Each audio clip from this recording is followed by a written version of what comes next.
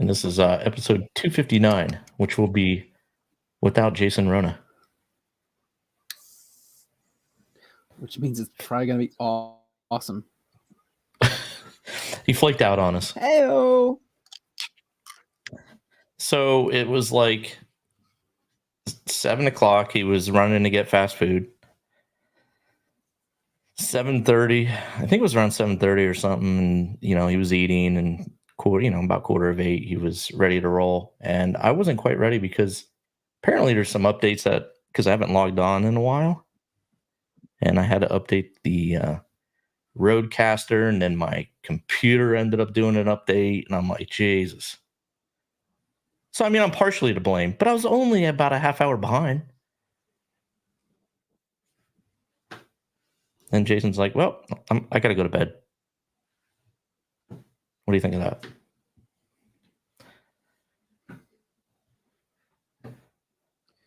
No words? I'm not shocked.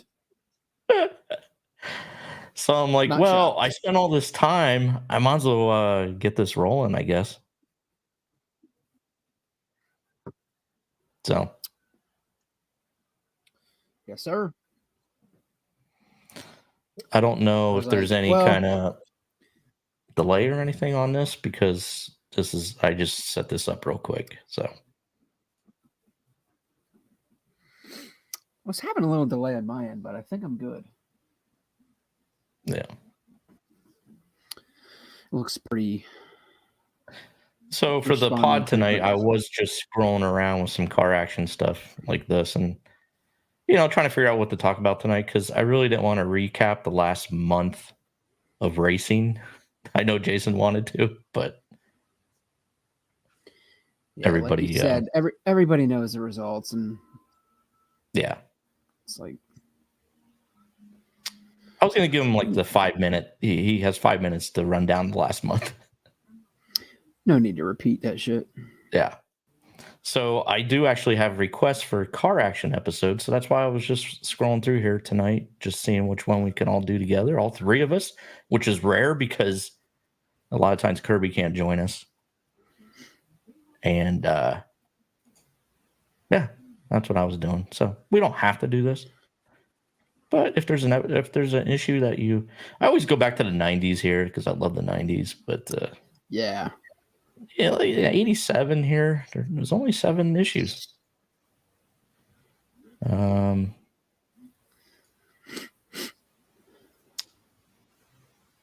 know why it's not working, but yeah.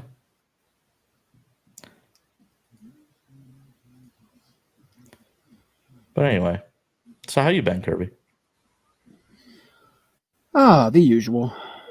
Except I got little mini vacation here for Thanksgiving, so that is awesome. And welcome break. Yeah. And you were doing some mountain biking because we did have some decent weather. So you were mountain biking recently. Yeah. Softball's over, right? Softball ended 2 weeks ago, which and once it starts back up. I was ready for it. I was ready for it to be over. Really? Yeah. It's just you get that time of year and it's like the weather sucks. The days are real short. So to try to squeeze in like playoffs, we played at 8:30 in the morning 2 Sundays ago. It was like 35 degrees out.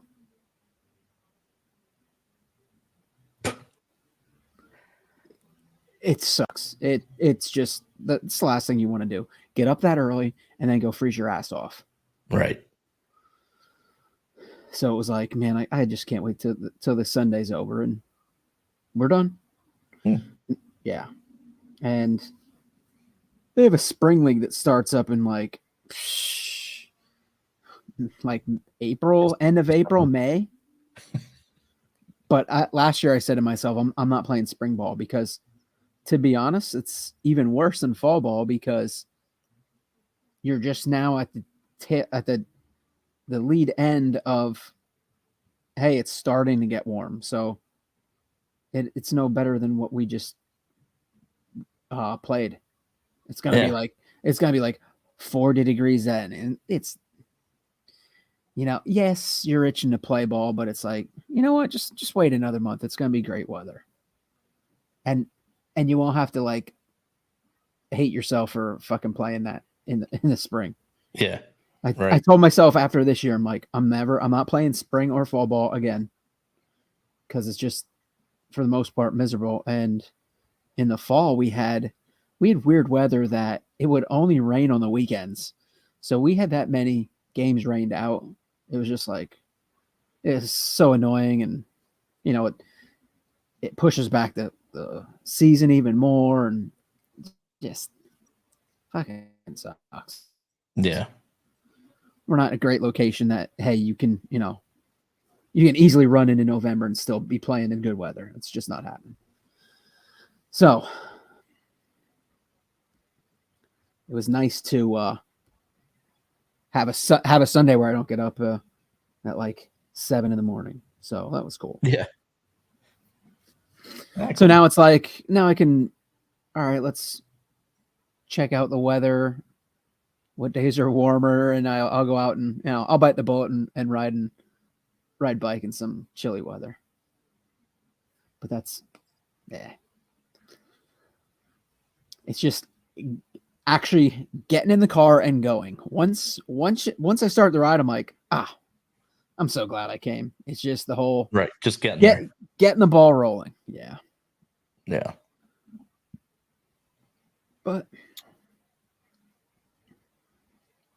put snow tires on that thing and go in the snow.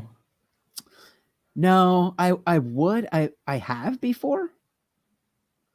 Let's see. I guess it would have been 2. I don't know if it was last winter or 2 winters ago.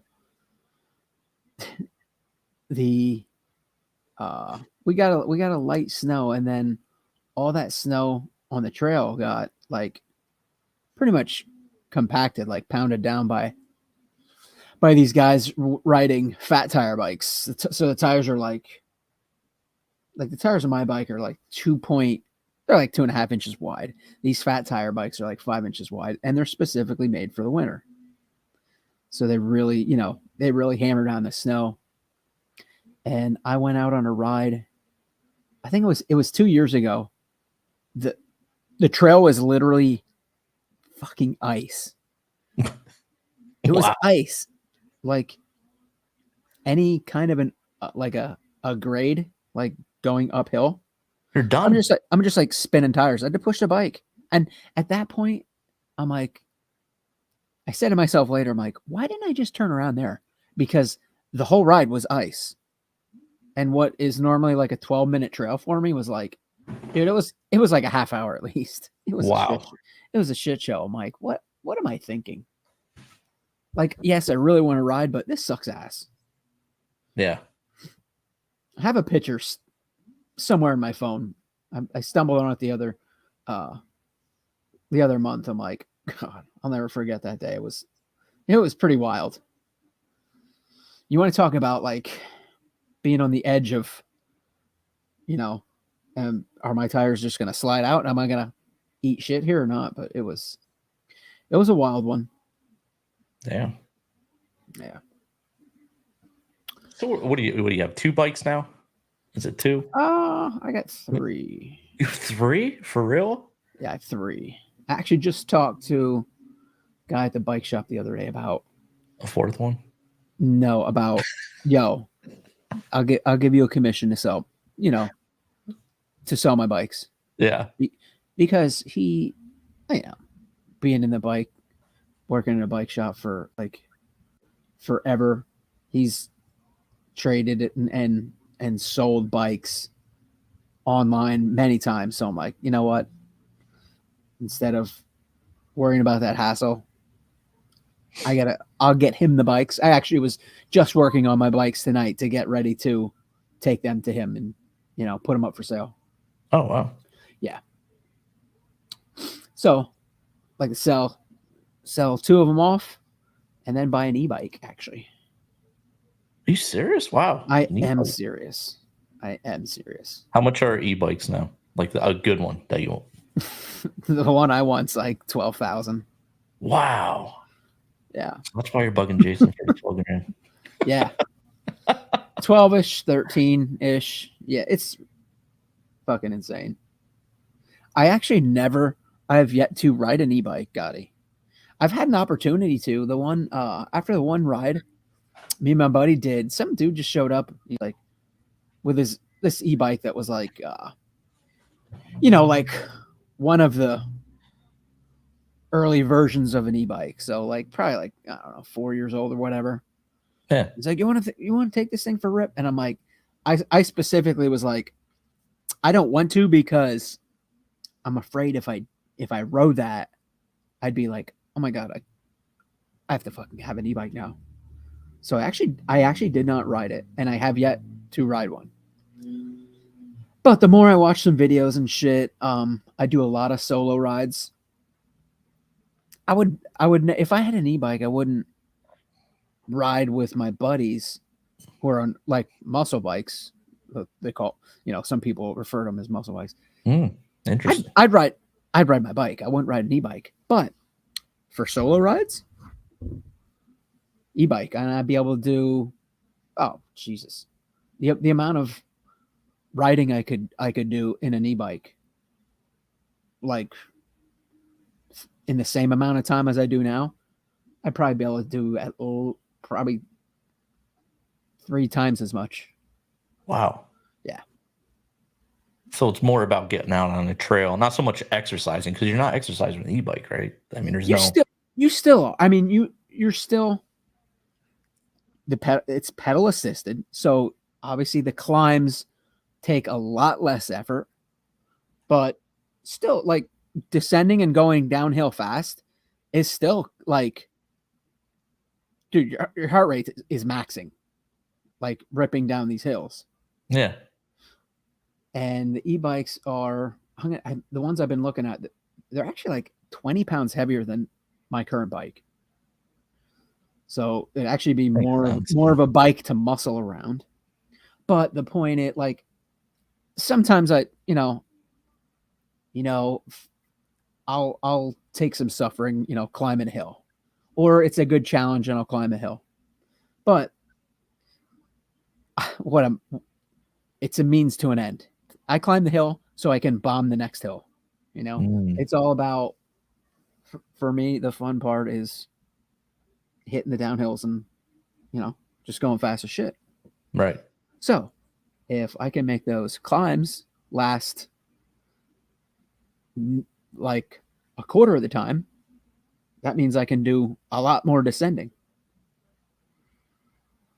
Wow. And there are some trails around. Actually, the one in Danville, the Geisinger Trail up in Danville. Really? We rode that. It's almost set up like, if you look at the trail map, it almost looks like a ski slope. There's like a ton of trails north to south, like, if you're looking at the map, I don't know if it's actually north to south, but like up to down. But when I saw the map, I'm like, okay, I don't, that's what it looks like, but I don't know what the elevation is. And, we got there and it's like, you have to climb a pretty freaking good climb to even get to a trail to descend. It was like, this fucking sucks. But on an e-bike, that would be cake. And you'd be able to do a hell of a lot more. Wow. Yeah. Yeah, I heard good things about these trails up there, and I'm like, okay, let me check it out. And then we went up, and I'm like, we're never going back here again. It was like fucking the one in Danville. Yeah, Danville Geisinger. Yeah. Now the other one, Danville Hopewell Park, which is really close to a Sheets there. Same area here. You mean Danville? Right here? Yep. Man, there's 2 trails up here? There's 2 trail networks there. Wow, right down the road from me. Yeah. I've been to both of them. And the Hopewell bike I thought you were kidding when you said, hey, Gotti, I'm going to Danville. No, I was go to Danville. I'm like, yeah, right. Wow. No. I didn't know there was trails. Yep. And the Hopewell one, was a much nicer.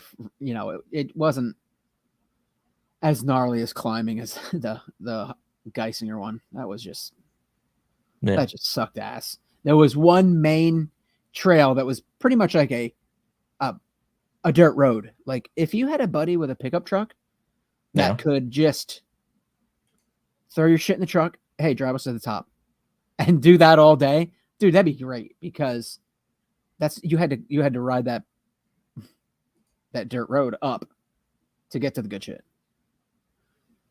Damn. So yeah, that was a rough one. You live and you learn. Tried it, didn't like it.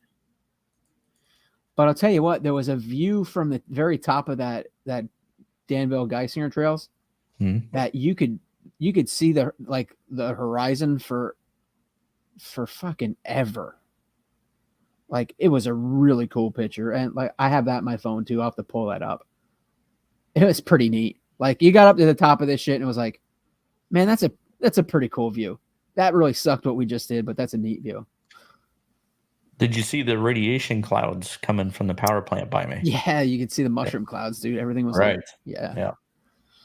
It's like Homer Simpson was working there. Yeah. Interesting. Well, I thought like no, we were actually in Danville. Like, yes, we were. Yeah, it's weird, man. I didn't think. Yeah. Who knew? Oh, Danville. Good old Danville, PA. Yeah, and then Natalie has some nice trails, which is Mount Carmel. Shit. Yeah. Actually, the Natalie trails is right by, it's like an old drive-in theater that is no longer used. And like back in, man, I think it was the year 2000 when we first got into paintball, we played a tournament up right at this old abandoned theater, this drive-in in Mount Carmel. Yeah. So like 20 years later, I'm like, I know exactly where that's at. Went and rode some mountain bike up there on the damn cold dirt.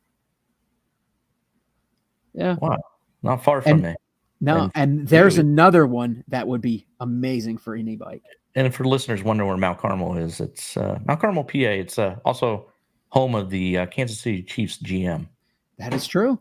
There you go. The, what would have been 92 state champs, maybe? That was the year that Mount Carmel won the football state championship. Boy, I don't know. It was 91, 2, or 3, something like that. I don't know what. Yeah, I don't know what were they triple A or quad A or whatever. I don't know what they were. I don't know. Double A, because Burke in '92 was state champs and national champs. Okay. USA Today mythical national champion. Yeah. Wetzel. Yeah. Exactly. Not anymore. but a guy I used to work with was in why can I can never Veach. John, is it John Veach? Yeah. Yeah. They were classmates at Mount Carmel. So John Veach, the current GM of the Kansas City Chiefs. Right. Teammates on the Mount Carmel Red Tornadoes. Yeah, Tornadoes. I like the their logo too. Yeah. He actually went to he actually went to the Super Bowl. Oh, that's right. Yeah. Yeah. When it was rigged and they beat the Niners. Yeah, it was. It was scripted. Anywho. But yeah. That's Mount Carmel. That's interesting. What were you gonna say? You were saying something about well, I just thought like e-bikes would be looked down upon a little. You know what I mean? You know, they kind of were. I'll tell you what, man. The sales of e-bikes now is like, you know, I listen to a bunch of mountain biking podcasts and read the websites and shit, and the numbers for e-bike sales are fucking crazy, dude. Now they don't all got to be $12,000 for a model of a bicycle. The price on that bike depends on what components are on it. So you can get a more budget-friendly bike with lesser components, you know? Right. But to hit the e-bike market mountain bikes, you're probably like $5,000. Oh, that's not bad, I guess. All right. Yeah. So, But then you're out in a trail I with a $5,000 bike, and but everybody's I like, know what I want. Like, I know if I get bike A that's $5,000 and be like, okay, this is fun, but all right, yeah, now I gotta upgrade all this shit. You know what I mean? Like, right, it's just like exactly. That's RC, how I dude. am, It's just man. like That's it's just like all the other shit. right. Like, oh, Yeah, here's your ready to run. Oh man, you know what? That thing would be a lot faster if do this, this, and this. Probably handle better if you did this.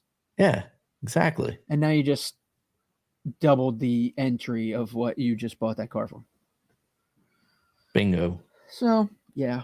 That's why I never really been a fan of that stuff. Like, just go all in. Yeah, just Get the card at the best card that you can get. You know what I mean?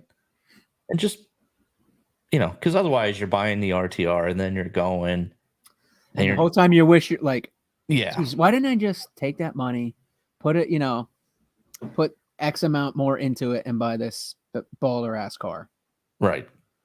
And just learn off of that car. Don't learn off the RTR. Yep. Not a fan of it. And plus you're getting, your parts ain't as good, so you might break more parts or wear parts out. So you're still sinking money into it, It's I remember the old days, like, they came with plastic bushings. Yeah. Like the Tamiya cars. Well, if you want to do anything fast, well, here you go. Drop $100 on replace that right away. It's like, yeah. Would have been better off just going the extra mile. Yeah, exactly. I'm just going to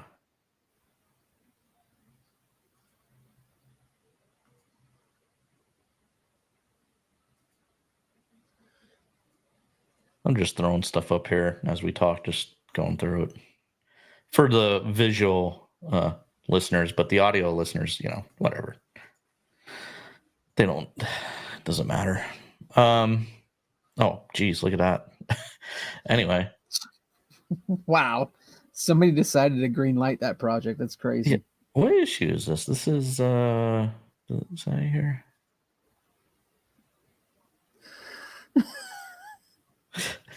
This is issue, they're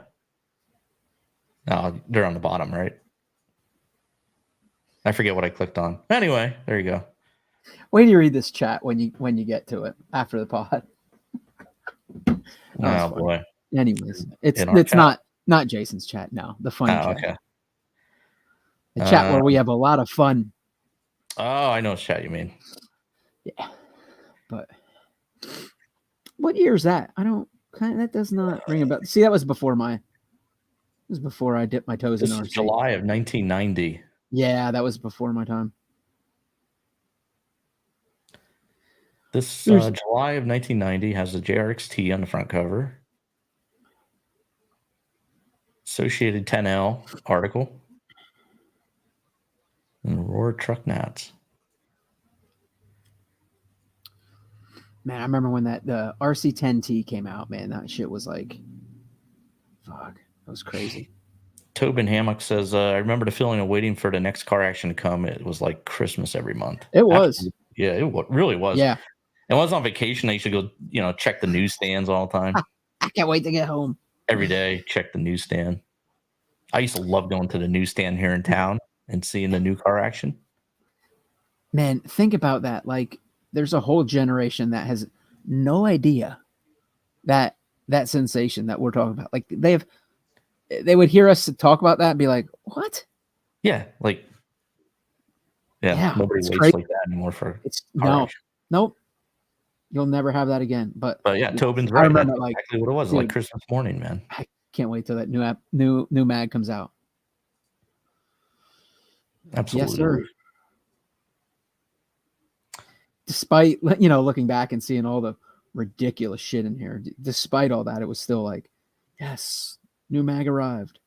Yeah. Cover to cover, 100 times. Yeah, I said it before, take it to school, cover to cover. Try to get your friends interested, but they were like, nah, I'm good. BRP Power Glide. Look at that belt. Oh, belt drive. Yeah, Jason loves belt drives. There's the part number 5000 for the RC10 transmission and the Ultima. Call up. Order that up. Yeah, only definitely. 130, man. Not bad. Not a bad deal. 130. Oh, okay. I was reading this wrong. So they also make a ball slipper clutches for the MIP transmission, Optima Mid, JRX2, and the Top Cat. Remember when I got an RC, the stealth transmission recently dropped. So that was just like cutting edge. I remember using the box for stealth transmission as a car stand. Yeah, everybody was. And parts or whatever. Mm-hmm.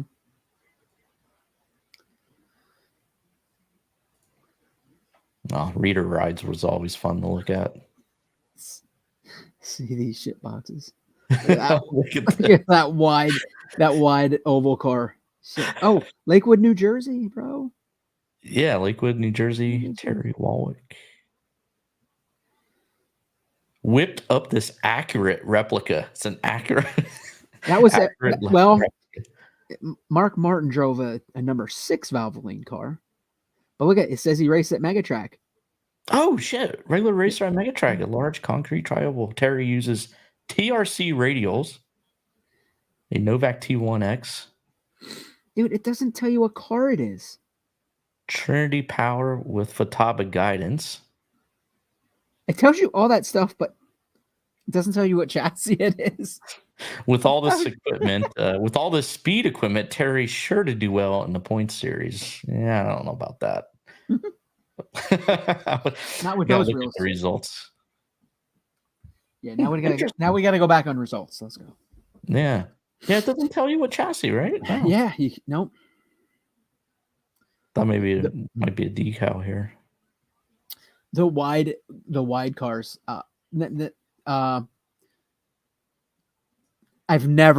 We've never owned a wide oval car. Like it was already like advanced to super SS.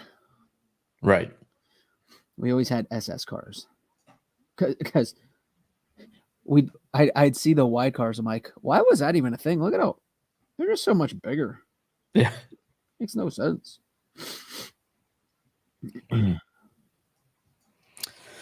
This is a future. Here's a reader ride, and it's captioned "Future Champion."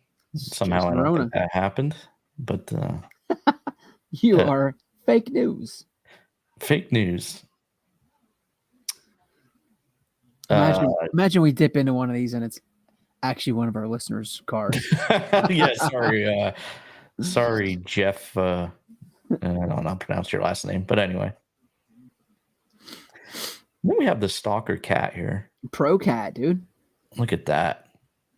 The Pro Cat beneath this incredible body belongs to Mike. Man, does anybody have any? Hand painted. Mike Galusha. Galusha, okay. Of Lakewood, Colorado. Hand painted too. He says the Panther in the hood too, not some decal.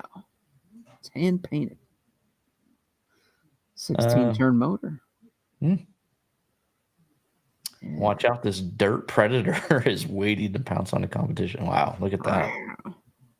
Oh, is that a cat on the front? What is that? Oh, I see what it is. It's like one of those bad tattoos you see. Ronnie the limo driver on the Stern show has a tattoo like that. Oh my god! And Stern used to bust his balls back when the show was good. Right. That it looked like a salamander. It's like an overhead view of the cat's back, and it's like crawl, like being all stealthy and crouched. You know what I mean? Oh, this here? Yes, that's what it is. Oh, it's really hard to tell, but that's what. Yeah. Great paint job, Mike. Yeah, great. I don't know what that Jaguar. is. Yeah, nobody. Oh my god! Jesus Christ! This is right up Jason's alley. Where's Jason? Love that. Oh, and the one below it. Jesus Christ! Showbuster. No, I think is it Snowbuster or Showbuster? Oh no, Showbuster. Oh, I don't know why it does double print on me when I zoom in, but Oh, Cockeysville. That was a little indoor carpet trioval in Cockeysville. Cockeysville, Maryland. Yeah.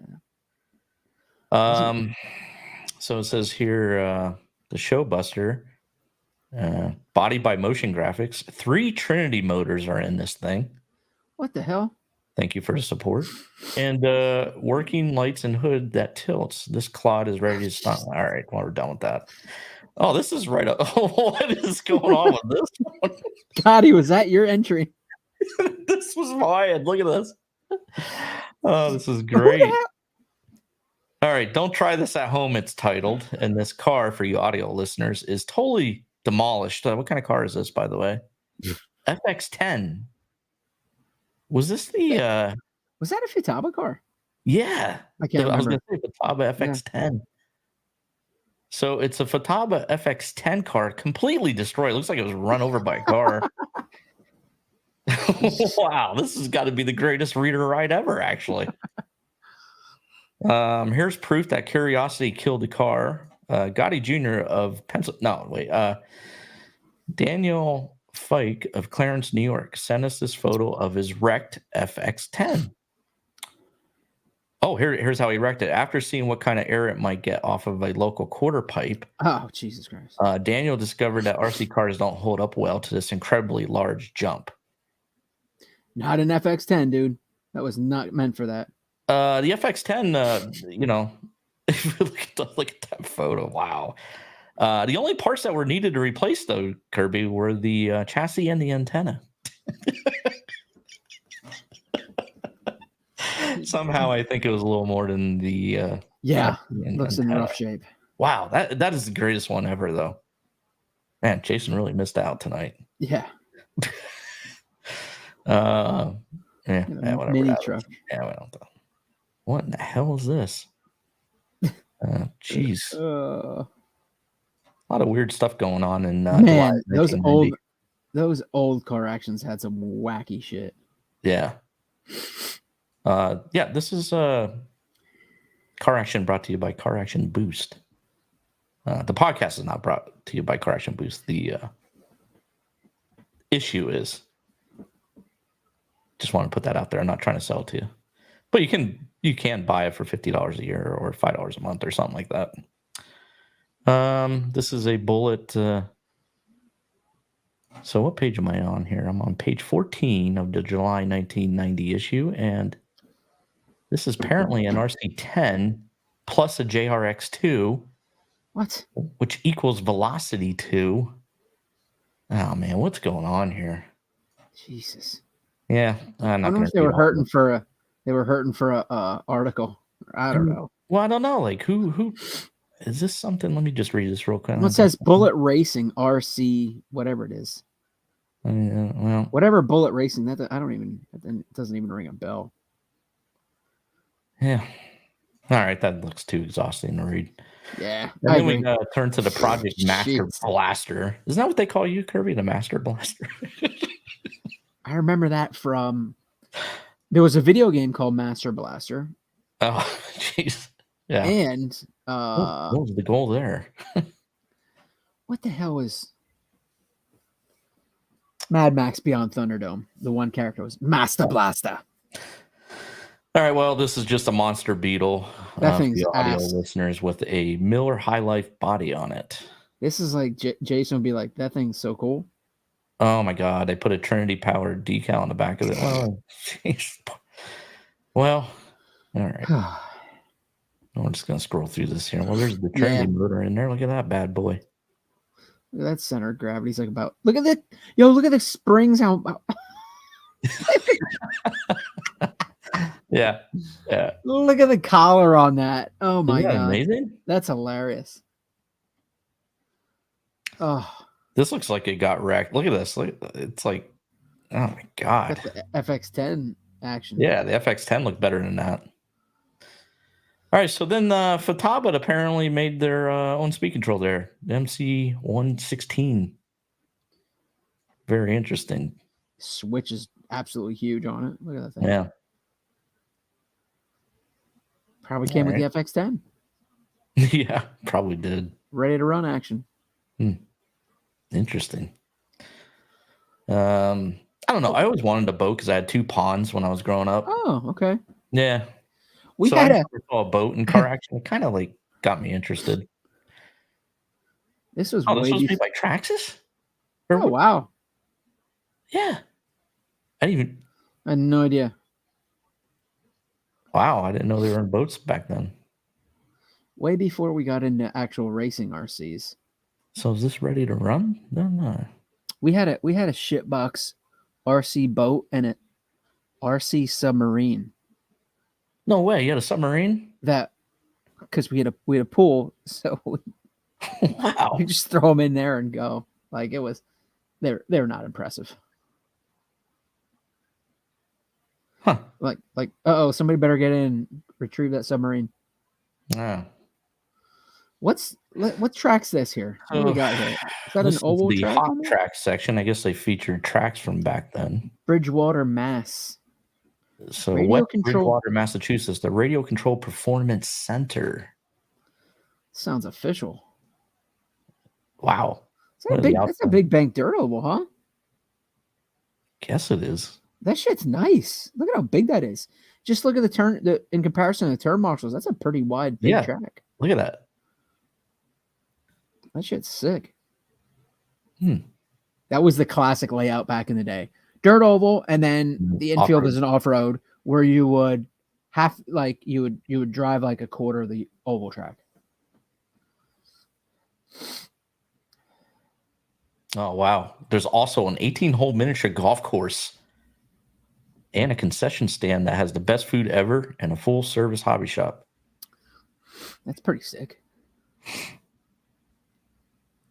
It also includes a video arcade room with some of the newest games. Now we're talking. Now I'm interested. That's pretty cool, man. What happened to this place? That wasn't. I'll tell you what. Should we call this number and see if they're still around? There wasn't many. K&N had a couple arcade games. Yeah, what'd they have? They had oh, dude, that's ain't dirt oval. This is a that's not dirt oval? On the okay, they're saying on the second floor they have a carpet oval track also. Ozite. They had Badlands. Oh yeah, Badlands. I remember that. Yeah. I remember playing that at K&N with Ricky Henchins. Yeah, Ricky. You remember kid's name Bookman? No. He traveled with those guys. With Ricky? Yeah. Yeah, Badlands was pretty cool. But the best was not Hollywood. Some Hollywood kid used to hang around them. That might have been it. They called him Hollywood something. That might have been it. I don't know why I said Bookman. I thought that was his name. Yeah, maybe that was it. But there was a carpet track out in Ohio that had, I don't know, maybe the 98 Roar Nats. 99? I forget. But they had a Double Dragon arcade game there. Oh, wow. I would never even get any racing done. I was like, yes. It's fucking awesome. Wow, look at 8 scale. That blows my mind that what's that? They're racing gas 8 scale in 90. Yeah, 1998. Doesn't that seem weird? Challenge in Georgia. Seems crazy. Yeah, they really don't look much different. Yeah, it is crazy. Like, I don't know. Back then, you didn't even think about racing 8 scale so expensive. No, that was like Magic Man. That was almost like, dude. For me, anyways, you almost saw that when you're like, what is this shit? Yeah, it's like goofy. Like they're trying to break in with this class. What's going on here? Jason Santos joined the chat. Magic. That's a young Joel. Magic Man. Did he win this race? Let's have to find out. Probably had a nice. Probably had a nice shirt. Nice payday to show up. Got the Trinity shirt on. Yeah. Did you have one of those? Yeah, I had that shirt, of course. I bet you I still have it in storage too. I just got to go through all my stuff one day. I bet that's in yearbook pictures of you. I'm shocked. Like in my yearbook pictures, I wasn't wearing a Trinity shirt because that's all I wore to school. Oh, there's Joel with the shirt on with the Godzilla and the Lambo, Oh yeah. or the Ferrari. I mean, Oh, so I was on Facebook earlier. Richard Saxton posted a bunch of old photos. It was like a Facebook photo album of like 70 pictures. And the one picture was, it almost looked like they were at a booth of like a restaurant or some shit with Ernie sitting next to Saxton. I think it was Saxton, was it? Yeah, it had to be Saxton. And then next to him was Tony P. oh wow. And I'm like, what the hell?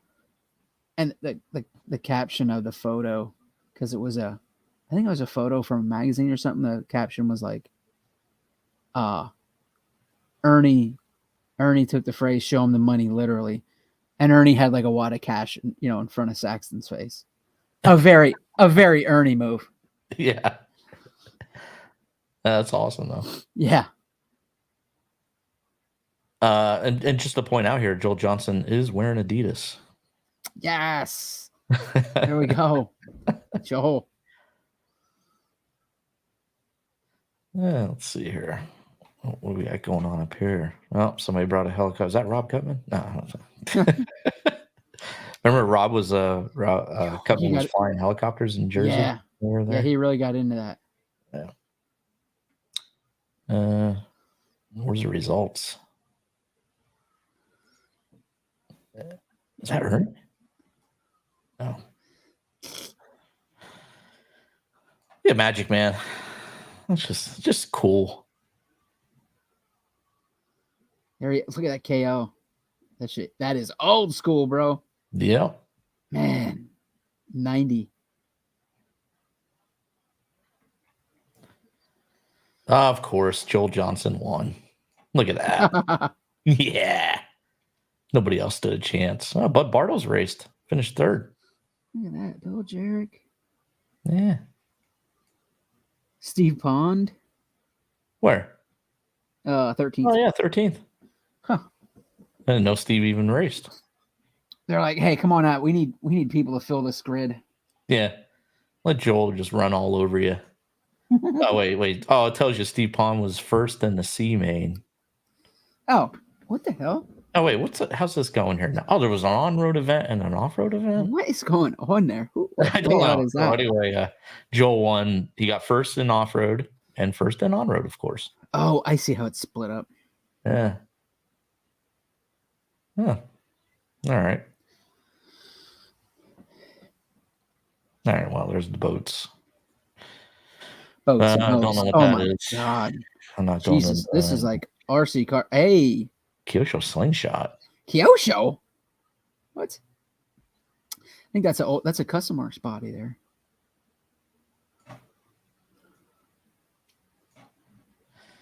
About a year and a half ago, I attended first over. So Kyosho had a slingshot. Let's see what it looked like. Looked like every Kyosho car. Look at the big ass foam washers on the body mounts. Oh my God. What's this here? The dotted line represents Lexington side down in neutral position. Here's okay. Well, you can move that around, see. Never knew that. Oval air control. Yo, air's free. Paragon, yeah. That's right. That was what was that Dieter's favorite saying? Is that what was that Dieter's saying? Air's free, use it. Yeah. Yep.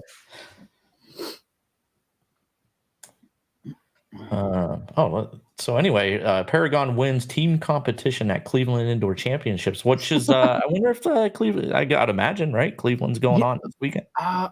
Thanksgiving weekend. I don't know. We've been out of RC for so long. Yes, but I think, dude. What? It's Why not do I want to including say? anymore. Why do I want to say it was like it's? I don't know if it's an off-road race or What? there's off-road also. I don't know what. I saw Dosix posts about Cleveland. Yeah, I'd have to go back and look. Jason Santos saying he didn't know about the air dams until a fellow racer told me to move my sideboard ahead to get more steering. Come on, man. Come on, Jason. What do you think that was for? What do you think was there for good looks? Air is free. Use it. But in all fairness, if you needed more steering, you would go elsewhere. Leave that side dam alone. Oh, okay. Yeah.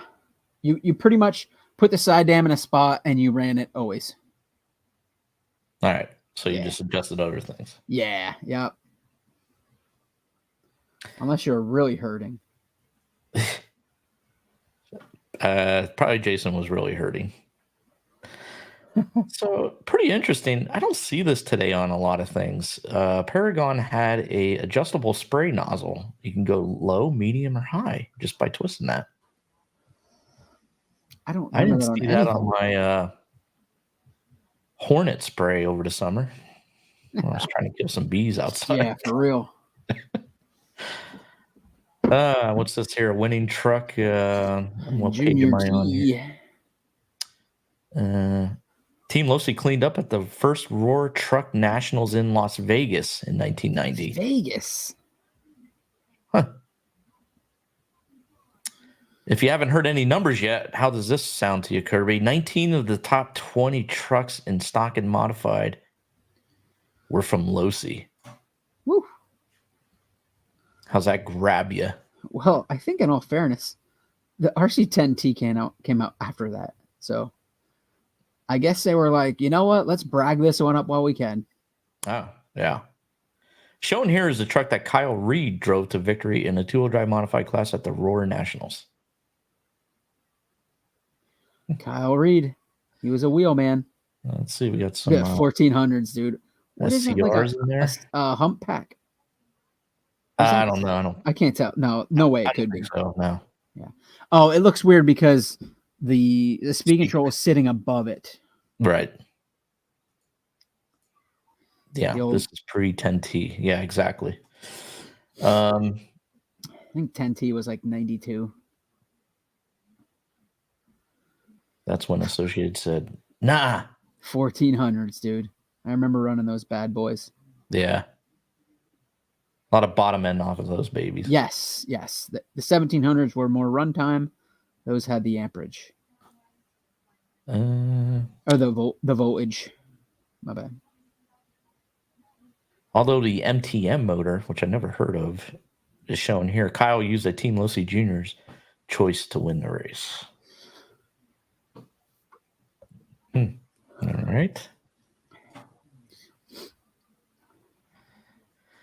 Heavy art. Wait a minute now. What the hell is this? Page 52 on the July 1990 issue is Tamiya's new smoking gun pea shooter. Is it a pea shooter or heavy artillery? The thing looks like a piece of shit. Egress. And a terrible name. Jesus. the Tamiya Egress. Dude, whoever was in charge of Tamiya kit names really had some freedom, you know? Yeah. Not many. I would have loved to seen if there was any names shot down because they had to be really bad.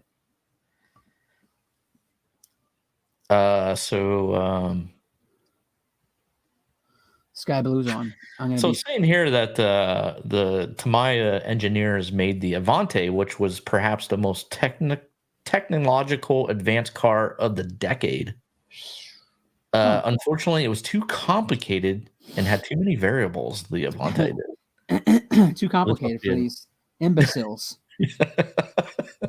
So this one's been a dumbed down Avante, I guess. I'm taking it.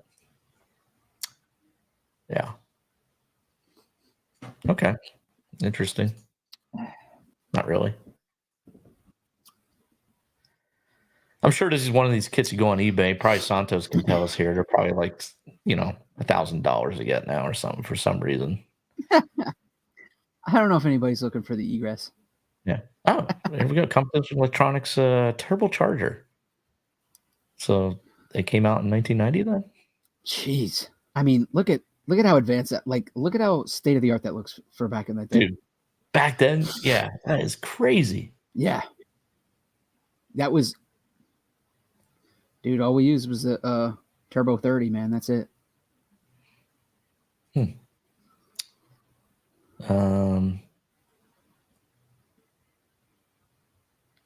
Nothing there. Bulletproof your 10 scale, your quarter scale. Jesus. Why would you want to do that? Oh my God. Better question. Why would you have a quarter scale, guy? Yeah, I don't know why you would. Competition batteries. It doesn't even ring a bell.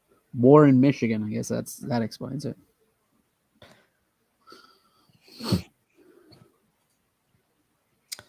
And this is a track report on a JRXT.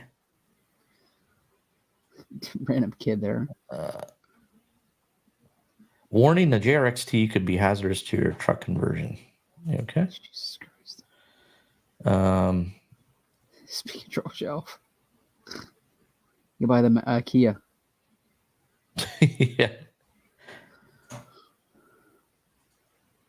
Yeah, I'm also, let's see here. Quarter flash motors, an ad for them. I remember quarter flash. Oh, A&L. A&L. Yep. Yeah. Was that the old belt drive? What was the lethal weapon? The gearbox. Weapon.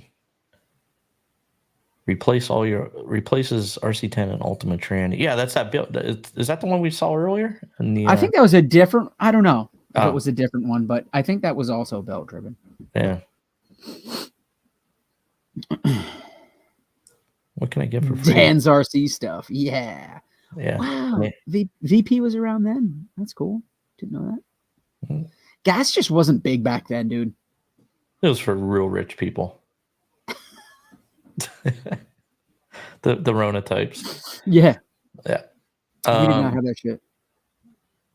There's good old Dan. Dan, the gold bars. Yes. Banana lube. Did it smell like bananas? It did.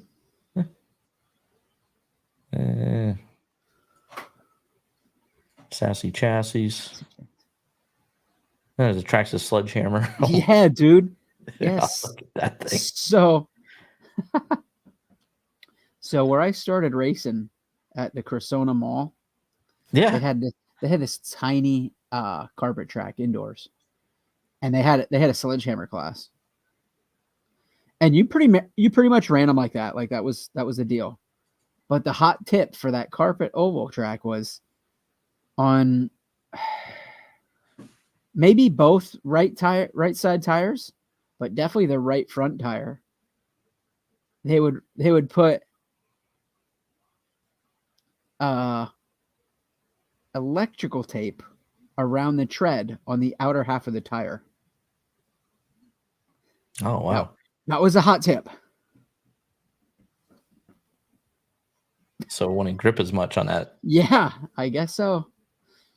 But yeah, there's a class of sledgehammers out there bouncing around. Wow. Boing, boing, boing, boing, boing, boing. Yeah. That's hilarious. Yeah. Rad I don't remember that. Yeah, tiny Novak ad. Jeez. Join the club. At all the 1989 World National events, an average of 8 out of 10 were using the T Novak speed control. 1989. That there is the T4 Tempest. Tempfet. Sorry. Tempfet. See your Novak dealer today. I'll rush right down to Bloom. Now, this is the Roar Truck Nationals. Can't read what that says, but there's Pops. Pops Lucy. Oh, yeah. Displays his personal JRXT, but he left the racing glory to his team drivers, who, let's see what we did here. Let's see the results. Yeah, that's stock. We don't want that. Yeah. Four-wheel drive, Mike Dunn. He won with the Pro Radiant. Frickin' race prep out here, boys. Steve Dunn, second, Pro Radiant, 4-wheel drive modified.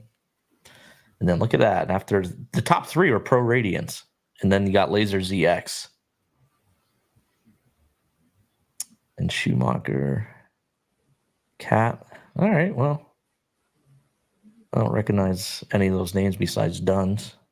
Tom Then Clark, a weatherman up here. And you got the Losi show down there in 2-wheel drive. And then we got 2-wheel drive modified. We got Kyle Reed winning. This is the Truck Nationals, 1990. Jesus, look at that list of Losi drivers, man. Oh, yeah. Kyle Reed, Jack Johnson, Gary Keys, Mike Dunn, Scott Brown, John Anderson. Jesus. Scott Montgomery with the Proline / RC10. Yeah.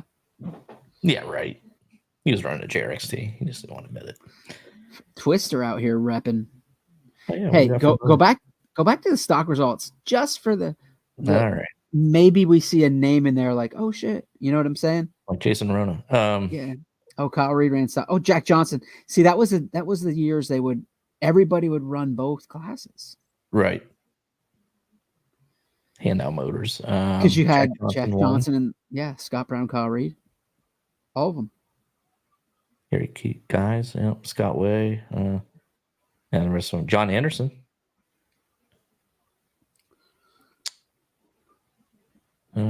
What's 4-wheel drive? They call it Ultra Stock. Pro Radiant winning Ultra Stock 4-wheel drive, first and second. Dude, the days of handout motors. Kids today wouldn't know.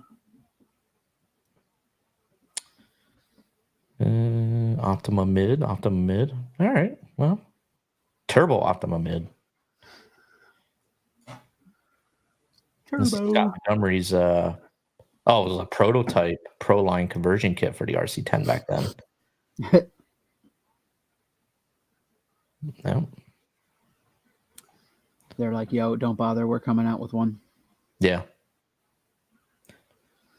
Buds. And there's the RC10L track report. It's the old Tide machine. Darrell Waltrip. I mean, it's a kind of a piss poor paint job, but look at the decal job. Jesus Christ. Look at those contingency decals look like shit. Jesus.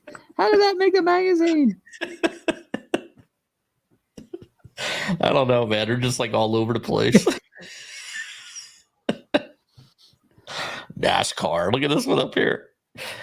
Oh my god. This is great. Truly no F skip. Look at this, straight into the wall. It's going straight into the wall. If you're listening to the audio, you gotta check this out on YouTube or Facebook. Way to print that one, Car Action. Yeah. Right into the wall. Oh, that is amazing. That's a great photo. Jeez. Thanks for taking that photo. Yeah. I can't it's almost as good as the FX10. Yeah. FX10 totally demolishes the best reader's ride ever.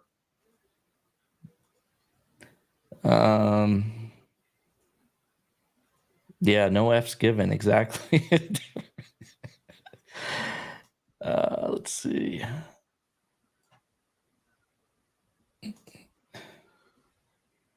Team Dialed Racing Products. I remember them. Was it? They made speed controls? Yeah. Huh. I remember at the hobby shop here, Norm had them. He always had the off the wall stuff in the shelf. And I was like, Team Dialed. I remember that. I never bought one, but I don't remember them. Well, they're not around.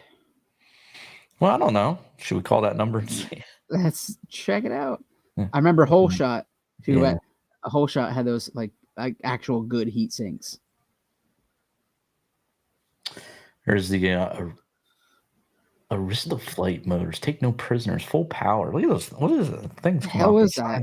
Look like bolts on Frankenstein's neck. Exactly. Oh, Pole Master. That's for like Jace, like Rona's type of shit. Yeah. monster trucks or mud poles. Yeah. Jake Ingstrom joined the chat. What's up, Jake?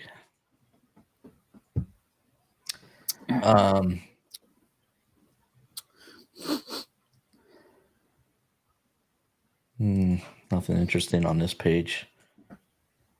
And there's Kimbrough products. Yeah. Kimbrough ran for Kimbrough for years. Jay was awesome to his drivers. Yeah. Yes. My God. I got to meet him out in Chicago. He was pretty cool. Got no shortage of product from Jay. Jesus. Good dude. Yep.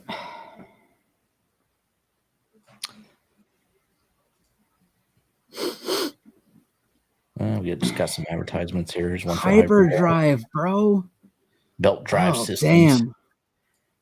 I ran for those guys for a few years, oval chassis, when Ralph Birch was working there. That was out of, see if you can see an address there. Pilot Mountain, North Carolina, I believe. Well, you're close, Fayetteville, Arkansas. Well, to the right, there's a list. Huh? Go to the right. Oh, it was a track directory. Never mind. Huh. I only knew them when they were in North Carolina. That's wild. So this is a total race kit. Contains 13 motor pulleys, 13 diff pulleys, and 14 belts. Man. Yeah, man, that's weird times. Like, imagine, like, that's for a pan car being belt driven. Like, real? What the fuck's the point? I don't know. I guess there's a reason it got phased out, dude. Yeah. 169 possible ratios with this kit. Good God, I would never be able to tune myself into a track. Fayetteville, Arkansas. I'm kind of blown away, but I didn't know that. Yeah, sounds made up. I don't think. Dude, we can send for a catalog. $3. Yeah, we should try it. Oh yes, no, $3 for the catalog, but you get free stickers. Sweet. So, all about that free swag. Wow, kits are available virtually for all on-road and off-road applications. Man, these guys love belt drives back in the day, huh? Yeah, it was really, like, I think the thing. Sheesh. Well, hey, Schumacher was winning with belt back in the day in 87, 88, whatever it was. So everybody followed suit with the Cat XL. 169 possible. Well, not enough. We need Project Deck. What's this? Make your 10L lean, mean, and quick change. Oh, is that for Enduro race? Oh, what the fuck? Yeah. Boy, that was like medieval version of it. Let's see this. Is this Sugar Enduro? Hollow Speedway? Did you ever race there? Sugar Hollow Speedway in Danbury, Connecticut? No, never even heard of that. The Whip, never raced there. Were you ever at Lake Orpolo though? No, never stepped foot, man. I stopped there when I went to Disney once. I remember the pictures. I think I sent you a picture of me standing next to the scoreboard. Oh yeah. Dude, Enduro racing was the shit. That was not popular enough for real, as far as like oval racing goes. That was the coolest. Boy, that thing is janky as shit. Wow. The Cheetah Racing quick change unit made 3-second pit stops possible. Boy, they came a long way. The battery pack must be taped to the battery tray. So every battery you put in looked like that. It was taped to a tray that you put in the you car. slide it in. Jeez. I think I said it in one of the other podcasts. I don't remember. It was one of my projects when I went to trade school for computer aided drafting. One of my final projects was I designed a Evolution, or was it a Switch? Oh, it was a Switchblade Enduro car. Oh, really? Quick change system. Yeah. Why am I hearing about this now? I thought Maybe you did. I wasn't paying attention. Yeah, that's possible. But dude, King indoor racing at King, because King had a pit lane for it. You know, it was just the perfect track for it. It was so cool. And then you had all the pit tables on the infield, you know, charging the batteries and shit. And we had like this whole rig, like a big, basically it was like a 1/4 inch plexiglass, like 3 layers with like standoffs with holes cut in them for all the batteries to stick in, because in that day, your batteries were in the form of a stick pack. Okay. Yep. Actually ran stick packs. That was the worst part of it. Like, okay, now we gotta get good batteries, but now we gotta turn them into stupid ass stick packs. But that allows you to change your battery in like a freaking second. I actually found the filing cabinets in my parents' garage. Yeah. My brother would wear a batting glove. So I drive in. He's like kneeling down, and he basically stops the front of the car. Like I drive the front of the car into his left hand. At that point, he reaches underneath and hits the trigger. That's basically like kind of the hole cut out, which is like right around where the servo is, has a trigger. So in one motion, he stops the car, hits that trigger, battery drops out, and he has the next one ready to go in and back on. Wow. But I found one of his gloves from the Enduro days. It's like, holy shit! It's all like stiff as a board, like old leather from the 90s, you know? Yeah, right. That's awesome though, man. Yeah, Enduro racing was cool. Yeah, so when I was at Whippoorwill, I bought one of their VHSs of the tape of the track, and they had one of those Enduro races on there. And the guys were just pulling into pits, gone. It's like 3 seconds. It's cool as hell. And back in that day, you also had to account for your radio batteries. Yeah, that's true. Had to kind of keep an eye on that. You had to have an extra set already loaded up, ready to. Yes. Plus tires too, right? No, never did like a tire change. No. Never blew a tire out. Never blew it. Just gotta wheel it. So ERI was a distributor. I stopped there. Oh, okay. And they gave me a tour of the factory back in probably around this time. I remember you saying about that. Yeah, it was pretty cool. I don't know. I just knew it was in the area, and I was bugging my dad to stop, and they did. And that does not ring a bell. That name ERI. Nope. So that was really cool, and I was like in awe of everything because it was like sort of like the Trinity warehouse, like, you know, shelving, all this product on it, and like I was just like in heaven back then. Yo, Island, where was that at? Island Hobbies Raceway was in. There it is, New York. Is that Hodge, New York? Is that Long Island? Yeah, I don't know. These New York guys would know where the hell that is. I do not. Look at what's new, and the JRX2 was $169 back then. Wow. Damn. Top car kit then. And RC10 with bearings with it was $189. The graphite version was $10 more. RC10 graphite with bearings, $10 more, $199. That was one of my first cars. It was a RC10 graphite car turned into an oval car. Dirt oval, Eastern dirt modified. Cressona Mall Speedway, stop and go racing. Damn. No transponders. It was all hand counted.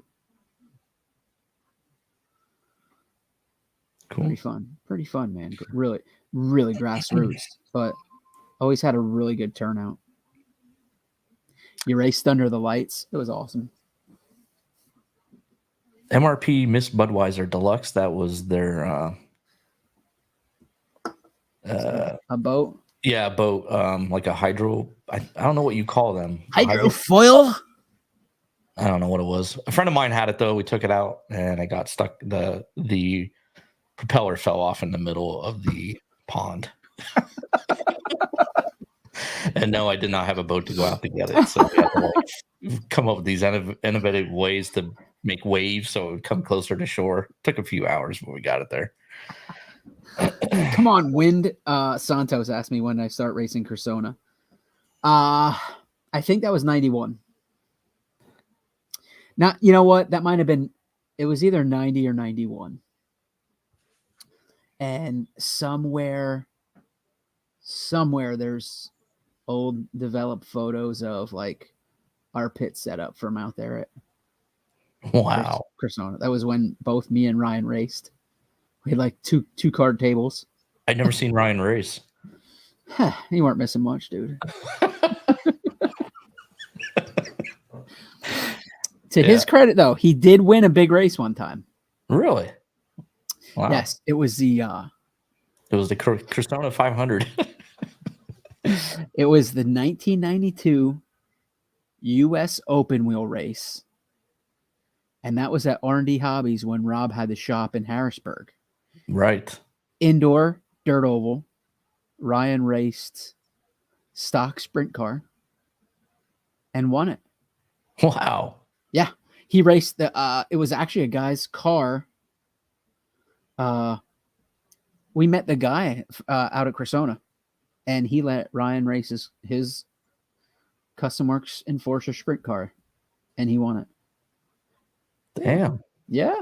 Well, congrats, Ryan. And he claimed that was actually the biggest trophy between both of us, because Rob's trophies were fucking legit for that. Dude, the thing was like 4 feet tall. Wow. Yeah. I have a really nice bowl for TQing, I think, sprint modified.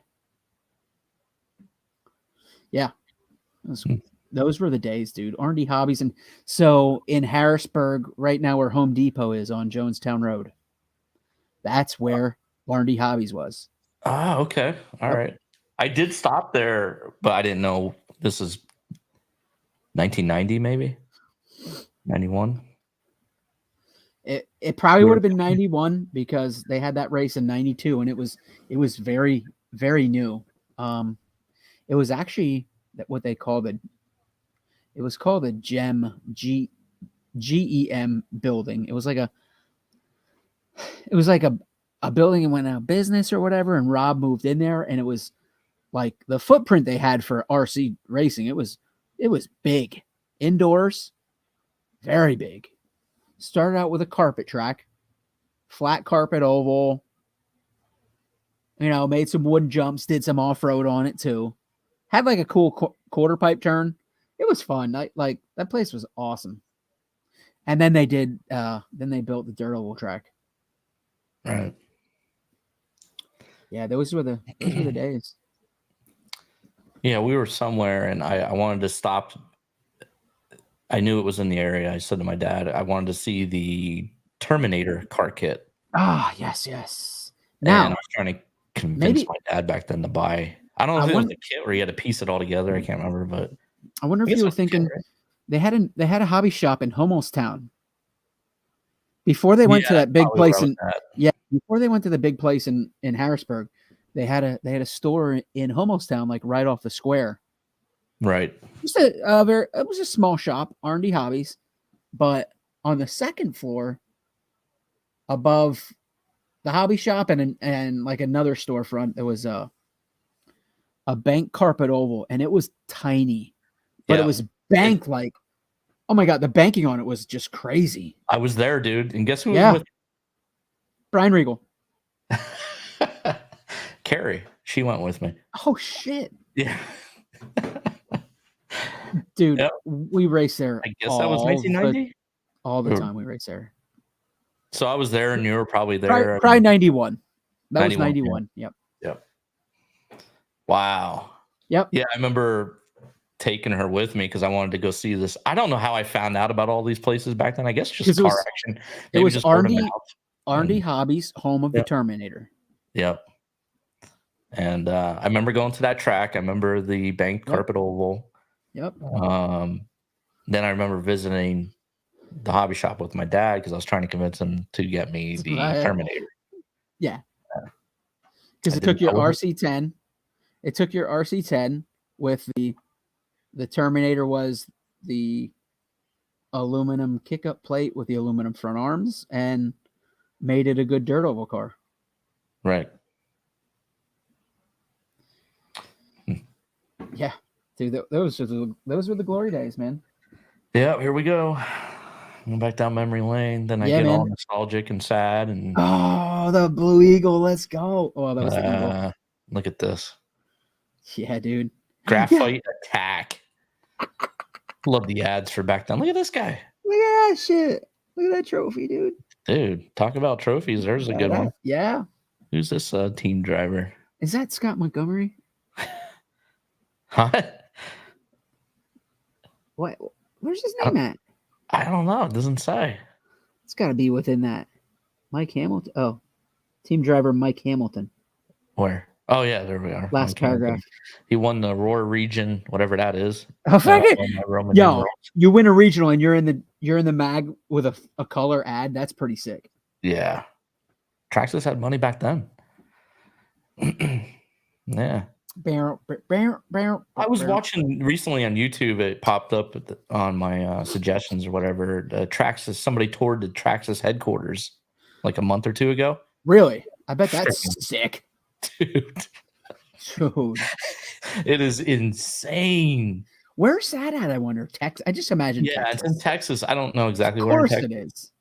So when I was in Chicago and working the Trinity booth, one of the Traxxas higher ups was there, and he gave me his card, and I probably still have it with all my shit upstairs. But, and he actually said, like, if you're ever looking for a job, just give me a call because anybody that works at Trinity is good enough to work at Traxxas.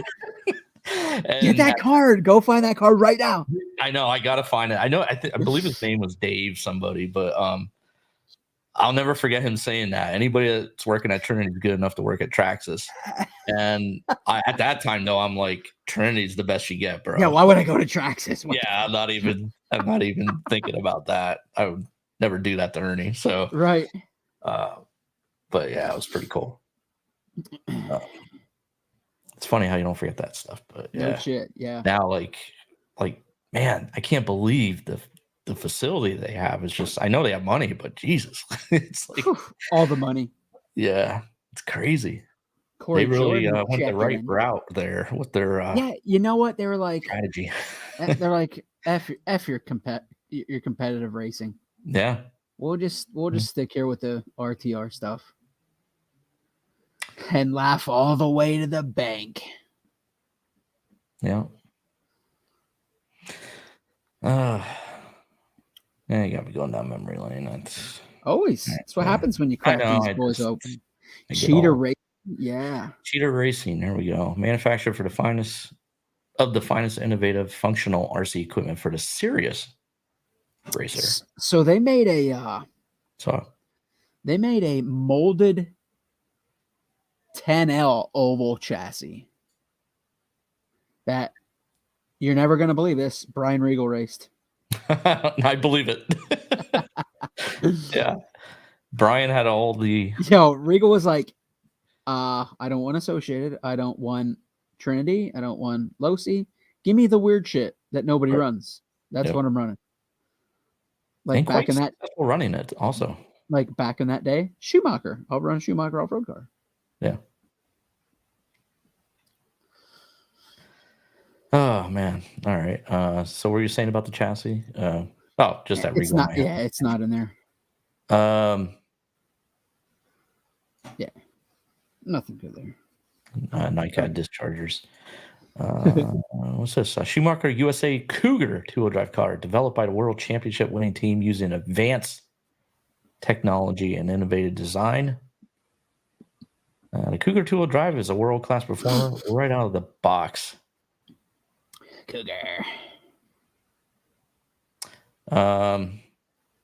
Straightforward construction, because back then Schumachers were known to be pretty difficult to build. Oh, look it.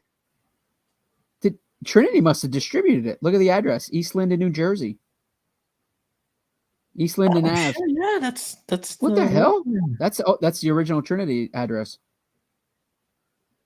Wait, so is the one above it. What the hell is that? Oh yeah, they screwed this up. This is Car car action. action. Oh no, that's a Oh, that Trinity it decals. was a Trinity decal sheet. So Trinity 1901 East Linden Ave, and so Yo, there's Schumacher. no way they had trademarks on frickin' Pennzoil and Tide for those decals. Look at scroll up. Sunoco and Tide. No, Wait, sir.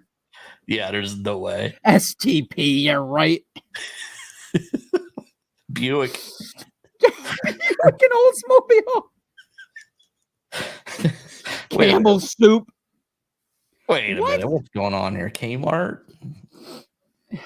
Ernie's like, just make it. Who cares? Just make it. Yeah, back then, Yeah. companies didn't find out as easy as they do now. No. That's great. I've never seen that. I didn't even see this at the factory when we were there because there was a lot of old stuff there, and 7-Up. I never saw them. That's awesome. Actually, I'm not believing this. Oh my god, this is epic. No pun intended. There's only 2 Trinity decals on here. Folgers coffee. Wow. All right. Think of a brand name, put it on there. Yeah, just think of something. By the time they find out, yeah, it'll be too late. Parma made a JRX2 replacement body because the one that comes with it's no good. So there you go. You need the Parma one. I can't read the writing in here. It's all messed up. Probably had a cab forward design, dude. Yeah. A McAllister body. McAllister Racing. What is that? The Boss is back. This is the 1970 Boss Mustang. Jeez, I bet they sold at least 10 of them. Part number B136 for those that are interested. It was $20. Look at that odd McAllister kit below it. What is this? This is it has body posts off the pod. This is the McAllister MX Pro.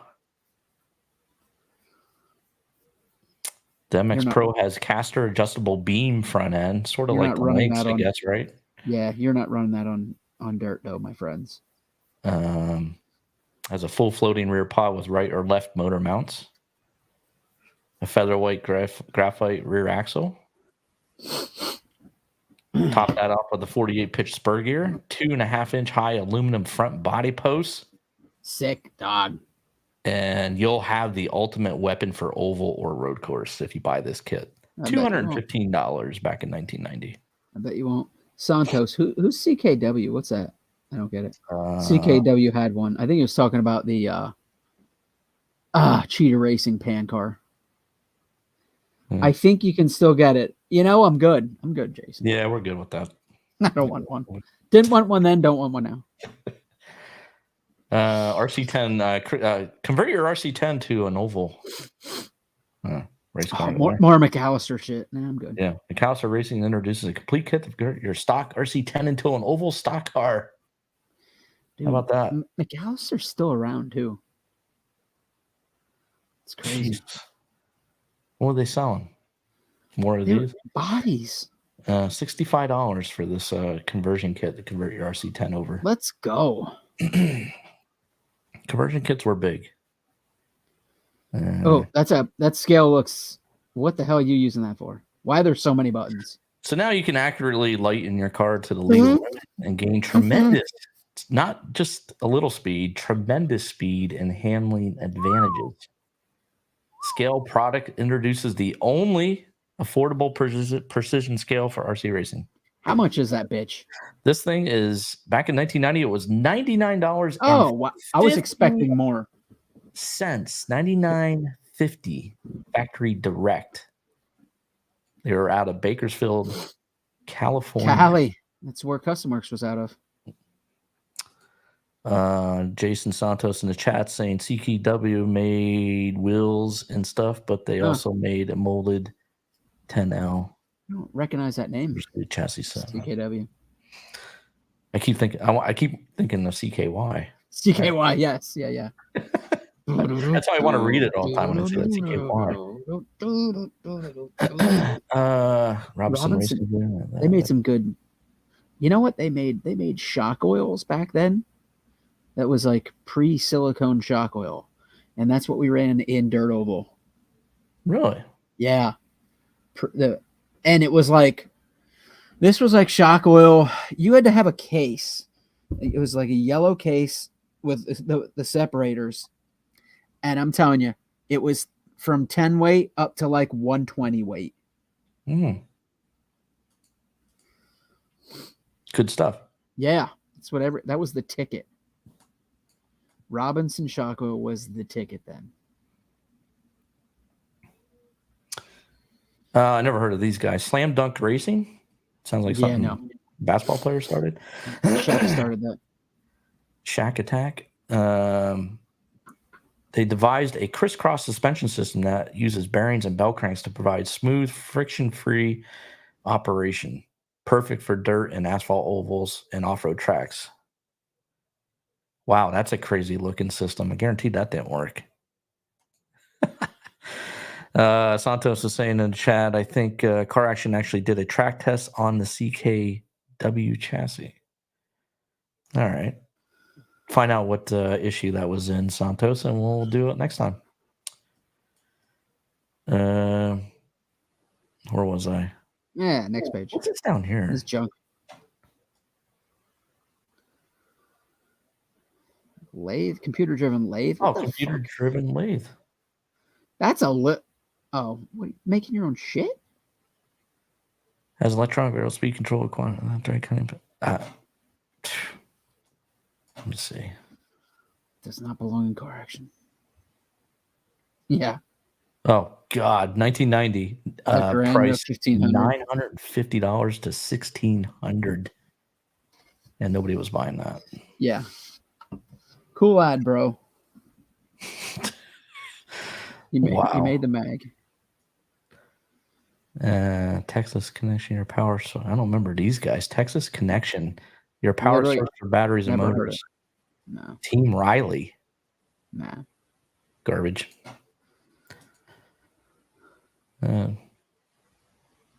Quarter scale. Oh, I remember these. This is the brush. Yeah, the freaking calm cleaners. Calm cleaners by Edge Products. Yeah.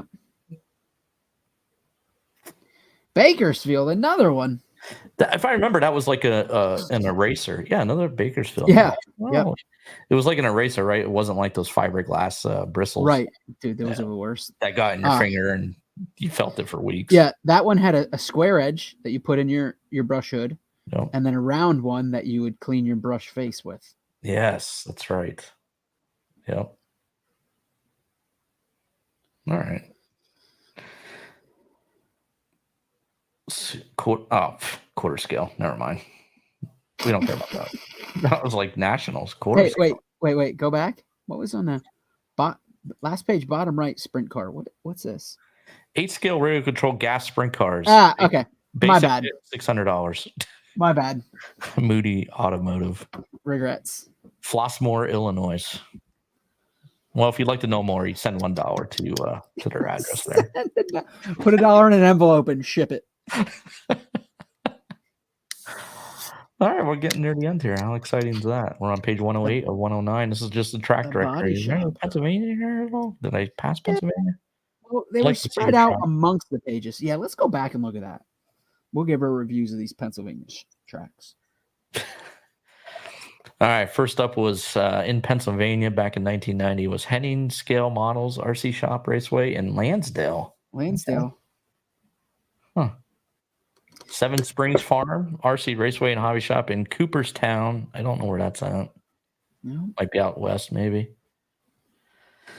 Wow, I don't know where any of these are at. RC Indoor Carpet Track, Z&Z Hobbies, Mount Laurel Speedway in Reading, Pennsylvania. Nope. Never raced there. How about Du Bois Area RC Auto Racing, Dakar? Du Bois. Nothing. Not ringing a bell. Cressona Mall Speedway, Route 61. Let's get it. Knoxville, Pennsylvania. Elmer Kramer, baby. There it is. Yes, sir. Uh, Santos raced at Mount Laurel. Okay. Susquehanna RC Auto Racing at the Susquehanna Valley Mall. Where is the Susquehanna Valley Mall, or where was that at? Is that the one near Frackville? No, that would have been Cressona's not far from Frackville. So that was the Maybe mall not track then. there. Susquehanna Valley Mall. That sounds so familiar. Susquehanna Valley Mall. Philly RC Racers out of Philadelphia. I don't know that. Countryside RC Raceway. Clairton. No. I remember Denwick RC Hobbies. I remember I never Denwick. went there, but the guys from here in Bloomsburg used to go there a lot to race oval. I think I raced at Denwick once. Blue Ridge Summit. One time.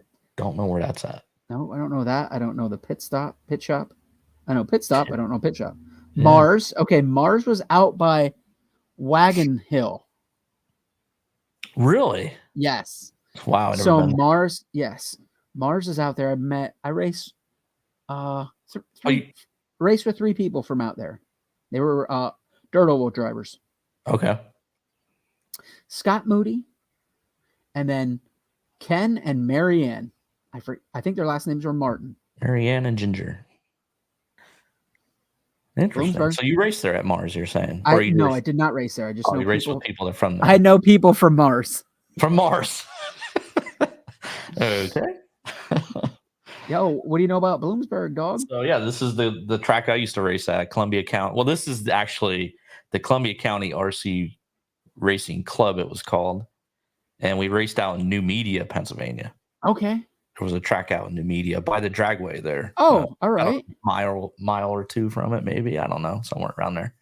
I actually raced on that drag strip once with my Integra. We went there for a track night. Wow. That was like, dude, that was like Fast and Furious days for real. Like that movie got everybody pumped up on their fucking cars. All right. And we went out there and I had to lay the fucking smack down on some people, dog. So yeah, this is when so we raced out in New Media, and that's where I was actually introduced to RC. I found out there was a track out there. Okay. And because Schultz's Hobby House in Bloomsburg was involved with the club. And when my dad bought my car kit from there, they were telling them, hey, there's a racetrack out here. You gotta go out here. Blah, blah, blah. So I went there to check it out, and yeah, that's when I started racing. Then I was like, wow, this is cool. I didn't know that they actually had tracks too. Yeah. Not just casual. Yeah. So there I was trying to race I had the Hot Shot 2 back then. But I mean, to be fair, everybody else was racing Tamiya mostly too. So it didn't really. The game really changed when one of the guys, Joe Manning, who passed away recently, but Joe, he brought a Schumacher cat to it. And that's when everybody was like, wow, what the hell? Brought a gun to a knife fight. Absolutely. I mean, that thing was just ballistic. And it was so expensive. That kit back then was like, it had to be. It was like, how can you even afford that, dude? Yeah, I think the kit was easily over $500, to get it. Because I don't think anybody had it like in the area. To obtain it was Yeah, I think half the price of it. I don't even know where he got it from. I have photos of it somewhere, so I might have to dig them out. But I was just blown away by it because here I was with the Hot Shot 2, and other guys had like the Tamiya Boomerang, the Ninja. Thought you were like Ninja or something. Yeah. So these guys up. I wanted that car so bad, but at the time, my parents wouldn't buy it for me. It was, it's expensive. So the next, my dad surprised me with the Ultima Mid SE when it came out, and that thing, the Ultimate, my first race out there, I won with it. Like it was just so much faster than the Tamiyas, and Joe Manning that night didn't show up. So to be fair, that's why I probably won. But it was just blowing away the Tamiyas at that time. Like I was just like flying around the track. I'm like, what the hell? And I think some of the guys in the club thought I was cheating, but Tamiyas are garbage. I'm just like, hey, this is a brand new car kit. It just came out. I got it at Schultz's Hobby House. He knows all about it. And You know, You guys are nobody ever running saw it. And junk. everybody was at the pit table looking at my Optima Mid SE. They were like, "Wow." So, looking at an alien. but still, like that Schumacher when Joe showed up with it, it was just like, damn. Another level. Yeah. Yeah, you were like, man, that's so sweet. But you know, the downside was getting parts for it, Yes. stuff like that was really Don't break anything, man. Just don't break anything. So my dad was like, "Yeah, man, we'll just go with this because you're able to get parts for it from Schultz's because you sold it." So Sure. I was like, "All right." So, and I love that car; it was great. So Yeah.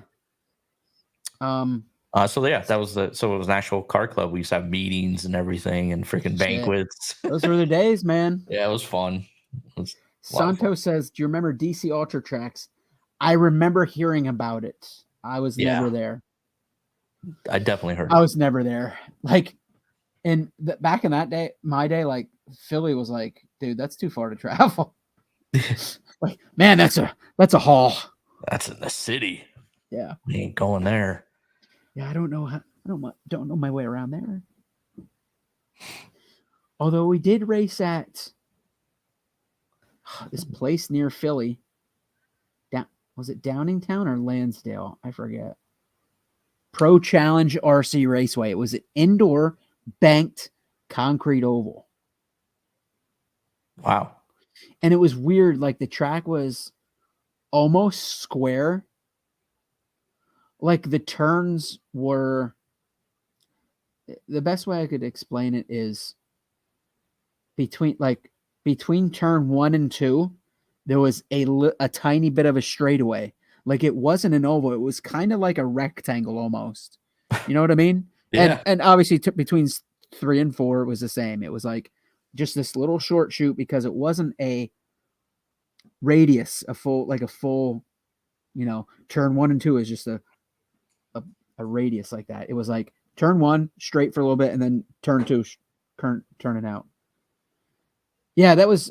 We went down there. We actually went down there with Regal, racing down there. That was fun.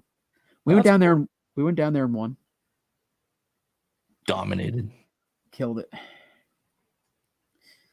We had the Badger. The Badger was a gearbox car. Yep.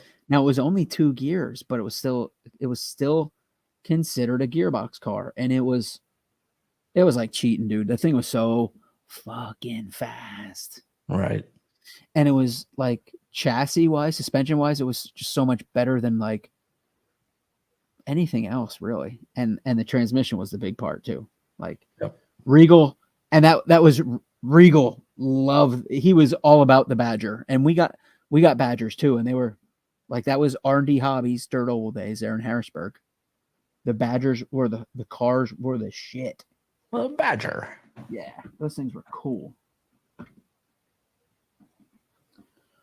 Yeah. Norm at RC Pro Hobby, they had him there. I was like, what the hell is this? The hell's a Badger? Yeah. The hell call their car kid a Badger? Yeah. So that's it. 109 pages. There we go. That was the July 1990 issue. I just randomly picked that for, no reason behind it.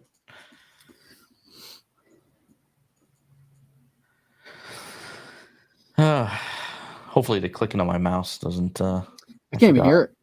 Oh, good. Can't even hear it. Well, I normally have a quiet mouse, but Carrie took that with her to Harrisburg. And what the hell? Yeah. Can't even operate. Her mouse took a shit. So she's like, hey, do you have a mouse I could use? And I'm like, yeah, take this. Not even thinking. I might need this. Yeah. Oh, shit, this is the mouse I use. Like, I don't know. I wasn't even thinking like recording or anything. And I'm right. Like, and then here I am with this. Because the quiet mouse is awesome, man. You don't hear nothing when you click it. It's great. I love it. I don't know why they have the ones that click anymore. It seems.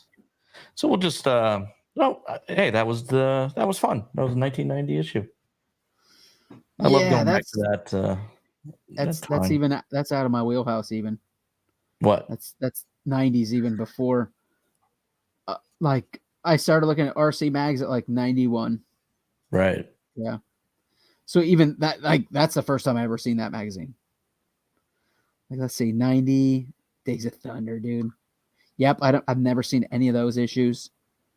You ever see this one here with Joel? Scroll down. No, I remember seeing the cover, but that's about it. That's a great interview. Scroll towards like 91-ish. Yeah, I think I gotta go here. Oh, you gotta go under the year. And then, Can't remember the fucking RoboCop one. Yep, I remember those. Yeah, from there on out, like I had all these. I'm like, yeah, dude, there it is. August 91, dude. RC10, the fucking cow, the RC10T with the narrow front tires.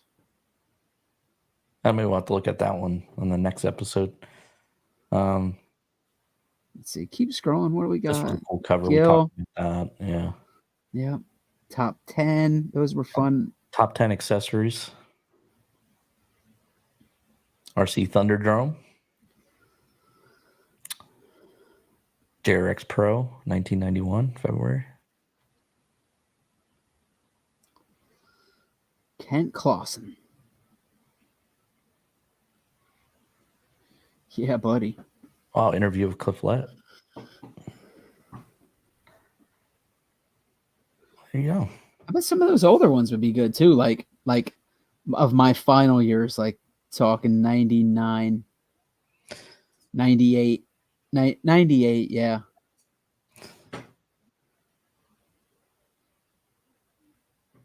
Oh, yeah, here we go. There were probably some little man, remember when touring cars got big, and then just for like a what seemed to be like a blip, rally cars. Yeah. It was like, oh, and they're gone already. Yeah. Remember HPI rally cars we had at Trinity? We were selling them. Yep. I remember RCO actually raced rally cars. Oh wow, RCO. Yeah, it just didn't last, man. They look cool, like the realism was awesome, but it just didn't. There was no staying power. Huh.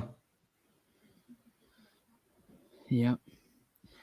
Santos, that Downingtown. I remember the Downingtown track was an outdoor asphalt track. I think I raced there one time. And I couldn't even tell you what the name would have been. I remember I raced there I can't remember if I was with or against Dave Wirt, who was Voodoo Cells. But yeah, a flat asphalt track in Downingtown. Yep. Gotti, I remember there was somebody made an asphalt track up in the Bloom area, but I don't think it ever like. Oh, you're talking about right here in Berwick. Mm-hmm. You're talking about Bervon, the Bervon Park. That's it, Bervon. Yep. Yep. It's still there. Is it really? Yeah, it's still. It's all, obviously over the years it's really hammered, but Jesus. Originally it was a small go-kart track. That's what originally it was, like years ago. Okay. And then we actually went up there with like to fucking practice before it was anything. Like, hey, there's an asphalt oval up here. All right, let's go. Yeah. There was no it was terrible though, wasn't it? I mean, it was what we were up there one time and that's it. No borders or anything. So when there was no track, you just went right into the grass, into the sticks, because there was trees everywhere. Yeah. And then in the one turn 3, I think it was, the tree roots were coming through the asphalt, but there was a bump there. Wow. Okay. Now it's like broken open, destroyed. Time. Yeah. Yeah.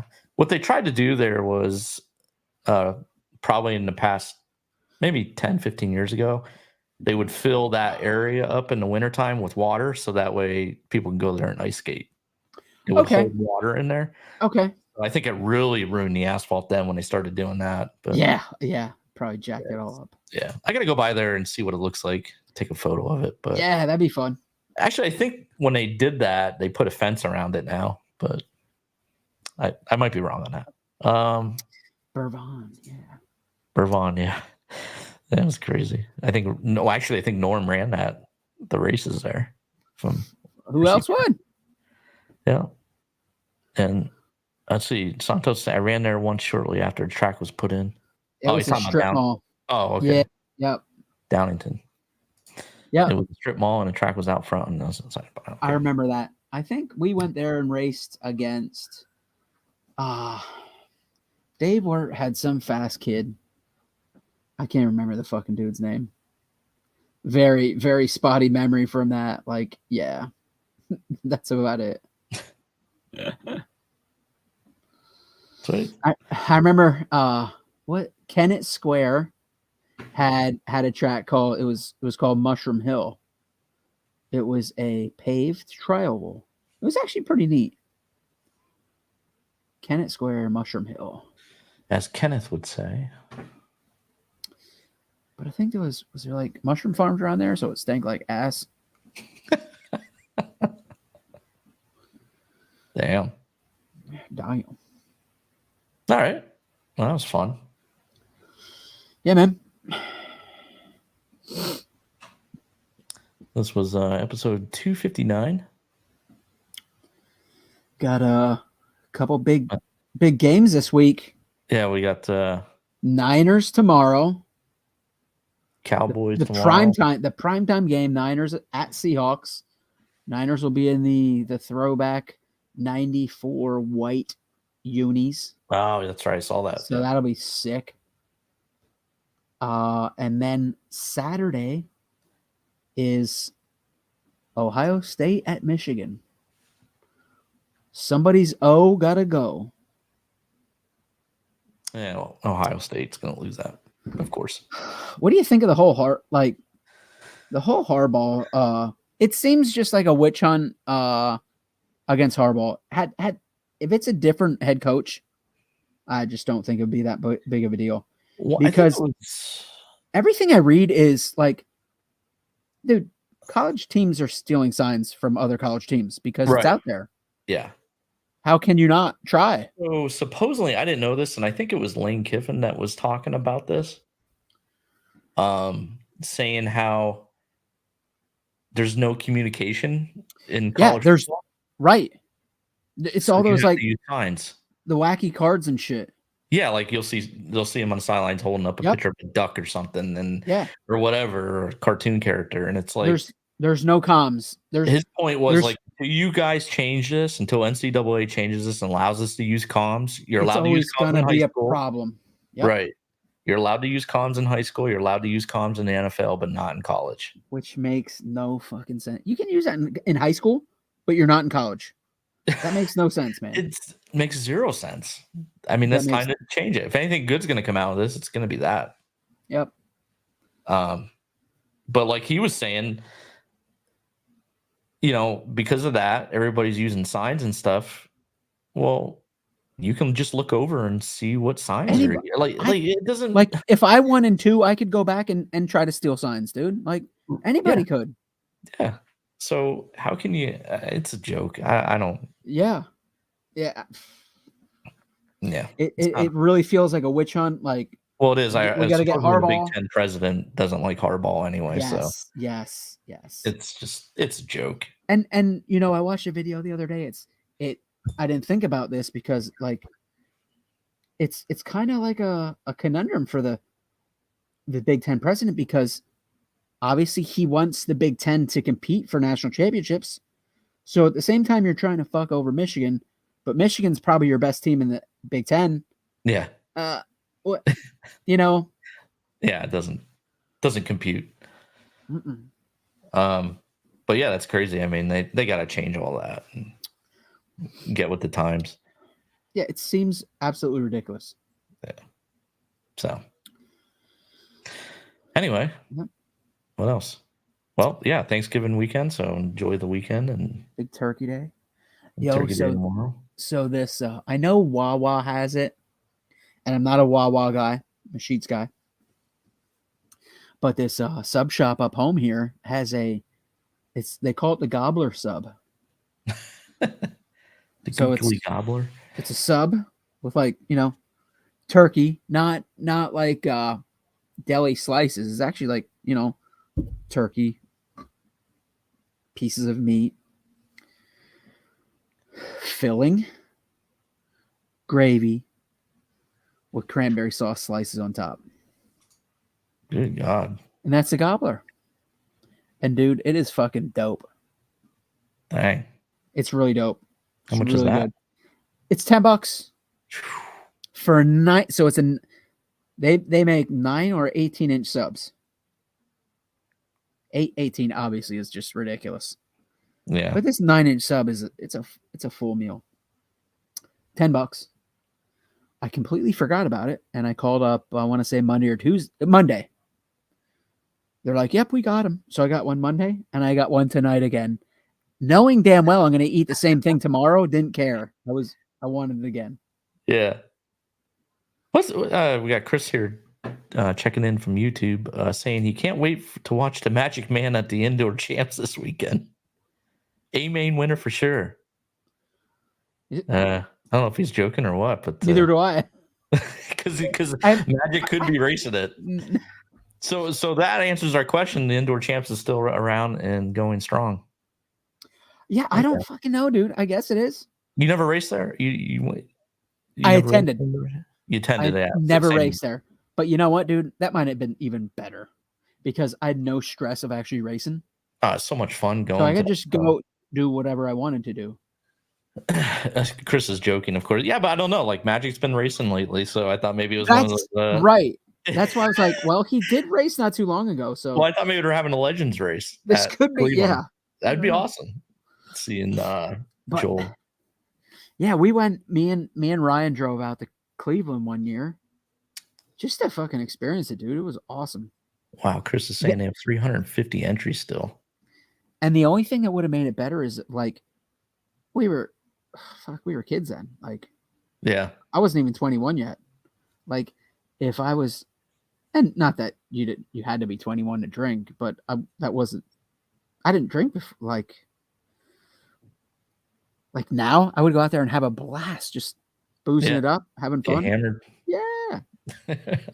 But it was cool. Like, it was the only race back then where you pitted in your hotel room. So it was a whole weird vibe. Like, what room is so-and-so in? Go hang out with them or whatever. Yeah. So I went and it was so wild. I think I was there in 98 or 99 fraternity. Like I was there. So I had to leave. So I had to load all the stuff because we had a booth there. So I had to load all the stuff up into my 1995 Jeep Grand Cherokee at the time. I was at the factory and I just had to load the van up with as much shit that I can load into it, or a van, truck or SUV. And but I also was responsible at the time to bring Jim Dieter trays of batteries, just single cell batteries in trays, stacked on my passenger side floor of my 95 Grand Cherokee. Tony P's is like, you got to take these. You got to take these. Dieter needs these cells. Dieter needs these cells. Like, so I had them stacked on my passenger floor, going right up to the freaking the dash, the dash. And where, if the airbag was a pop, it would blow the batteries out that way. So, and it was just like, it was so heavy too, like all these on that passenger side was like this. Yeah, dude. And so I was leaving Jersey, going to PA to come home, and then I was gonna sleep overnight at home, go out to and then leave for Cleveland, right? Because I had to get out to Cleveland the next day. Like there was no messing around. Ernie and Tony were like, "You got to get out there. Dieter's waiting for these." And I remember somebody blew a red light, so I slammed the brakes on really fast, and the freaking batteries just slid over this way onto me and went all over the place. Like, the first cells probably 4 trays just spilled all over onto me, and the batteries are rolling all over the floor. So there I am picking all these batteries up, trying to make sure I have them all. And then I had to deliver them to Dieter's room, which was fun because I had to load them out of my car onto the little cart that the hotel had. Mm-hmm. Find out where Dieter was at, and then deliver him to his room, which was when you open up the room, Dieter's sitting at the desk and he has these batteries everywhere, motors everywhere. It's just like, he's soldering away at shit. Probably like carbon dust in the air, and yeah, yeah, it's crazy. But yeah, his coffee everywhere, and he's just up all night. And I'm like, hey Jim, where do you want these batteries? He's like, just put them over there. I'll get to them. I was like, well, my job's done. Yep. But yeah, it was cool to hang out there, and yeah, it was just it was a all vibe. those guys, yeah. Yep. I think I took my PS. Jesus. 1, 2, maybe I don't even know what.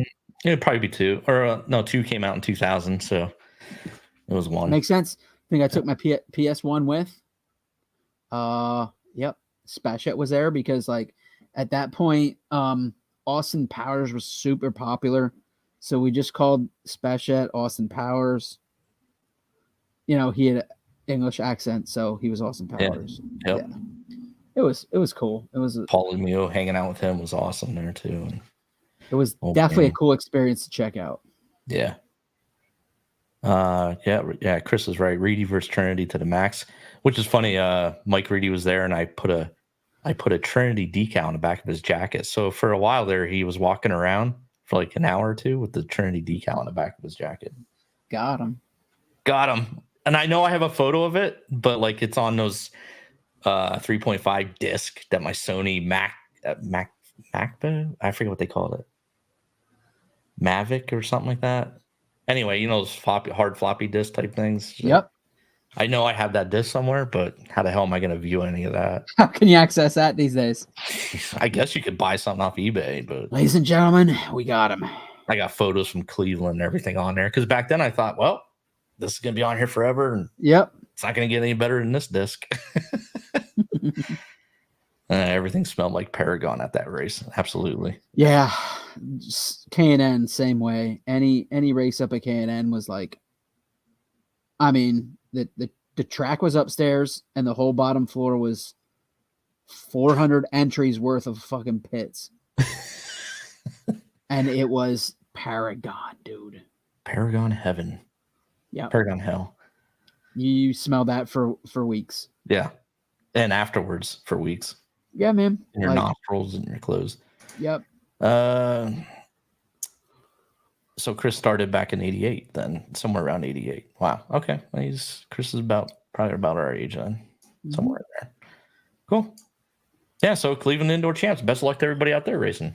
Wow. Yeah. It's going to be on, I wonder if it's going to be on Live RC or something. I could check it out. Yeah. Todd Hodge. Cool. All right. Well, happy Thanksgiving to everybody. This was fun. 259. Yeah. Jason was not able to join us, but he'll be on. A nice episode without Jason ruining it. Yeah. I think I'll go into speaking of. Look at this. It's my Joel Johnson. Edition kit. Oh, there it is. Open, just so you guys know. Yeah. How about that? How about that, Santos? Yeah, Santos. Not gonna. You don't have to worry about building it, Santos. It's a shelf queen. Yeah, it's a shelf queen. But thanks for Jason Rona. Yeah. I had a little issue with my pre-order, but Jason came through for me. So there you go. Yeah, Santos has one too, but the difference is I'm not opening mine up. It's staying like that. I'm gonna have Joel Johnson. I don't know. Hey Joel, you want to build this for me? How awesome would that be? Having Joel build this and then that'd be sick. There we go. But somehow I'll make this a little extra special. Joel said he'll hook me up with something. I don't know. Come on the show, talk about it, maybe. Yeah, tell him you want that white and red Kyosho satin jacket. Yeah, I want that. Yeah. Yeah, and nothing less. Right. Nothing less. Perfect for this. Right. Nothing less. It's funny when he was at Trinity, I briefly mentioned it in my Facebook post, but I was half serious, half joking with him. I said, hey, that 87 Ultima, is there any way I can get that off you, maybe? Buy it from you? And he's like, dude, that thing's in pieces somewhere. Like, I don't even know. But he's like, no, you can't buy it. I'm like, dang it. So that's pretty cool. to have that. I'm sure it's not the exact. Well, it's not the exact replica, but pretty damn close to it. I guess it's more of a 60th anniversary celebration than anything. 60th? 60th? Yeah. No, it's 60 years. Kyosho's been open. Oh, okay. That's why it says 60 on it. All right, I'm like, yeah, Joel's not. Yeah, that's Joel not. ain't 60 guy. Nah, okay. See right there, 60. Yeah. See? Yeah. But check her out. Yeah, that's pretty cool. I like his autograph on there. It'd be cool though. I thought it'd be cool if they had Joel like over here somewhere. On the box, yeah, on the box, it'd be cool because they only have like a little photo of Joel up here, and you can't even see it. And then it's just it should be a picture of him with his car kit back in when he won the Worlds. Like if he was leaning against us or something. They completely dropped the ball in that. Yeah, they should have really checked with one of us before they did this.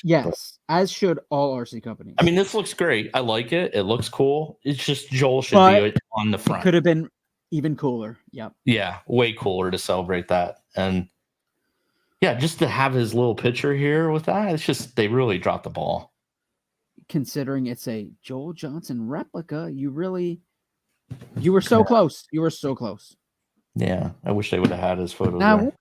like you got to think, Joel he's got to get a little cut of every kit, right? Well, yeah, we'll have to get him on the pod and ask him about that. So. But I would imagine you got to get something from this. Joel, we need numbers. Because he has, even his autographs on there. So it's like, he's got to be getting something. Yeah. If not, that's a shame. Jesus. Right. Maybe it's like one of those WWE deals where, the guys really don't own their name. Yeah, man. But very few of those guys do. It's cool. Got the Trinity decal. It's just, this is an awesome. So, thank you, Jason. Yeah, thanks for not showing up tonight, jerk. So, but yeah, I'll stay there, not put together. All right, there it is. Yep, there it is. Chris is saying JJ for the win. Right. Absolutely. So, the Magic Man, best ever. All right. Anything else, Kirby? There it is. No. Go. All right. So go you're going Niners, to Thanksgiving tomorrow. You're going to your mom's. Going to Brothers. Yep. Where's Ryan? Ryan's only far from you, right? Tower City. Yep, same area. All right, cool. Yep. Going there for for our lunch or whatever you want to fucking call it. Yeah. I was thinking about a bike ride. It's gonna be tough. Is it gonna be night tomorrow or no? I'd like to go for a bike. Yeah, that's the thing. It's actually gonna be all right tomorrow. It's gonna be like 53. Oh, well, there you go. So it's like you kind of want to take advantage of it. Yeah. No rain. Yeah, I know, but man, it's been raining. Oh yeah, we got dumped on yesterday. Jesus. Yeah.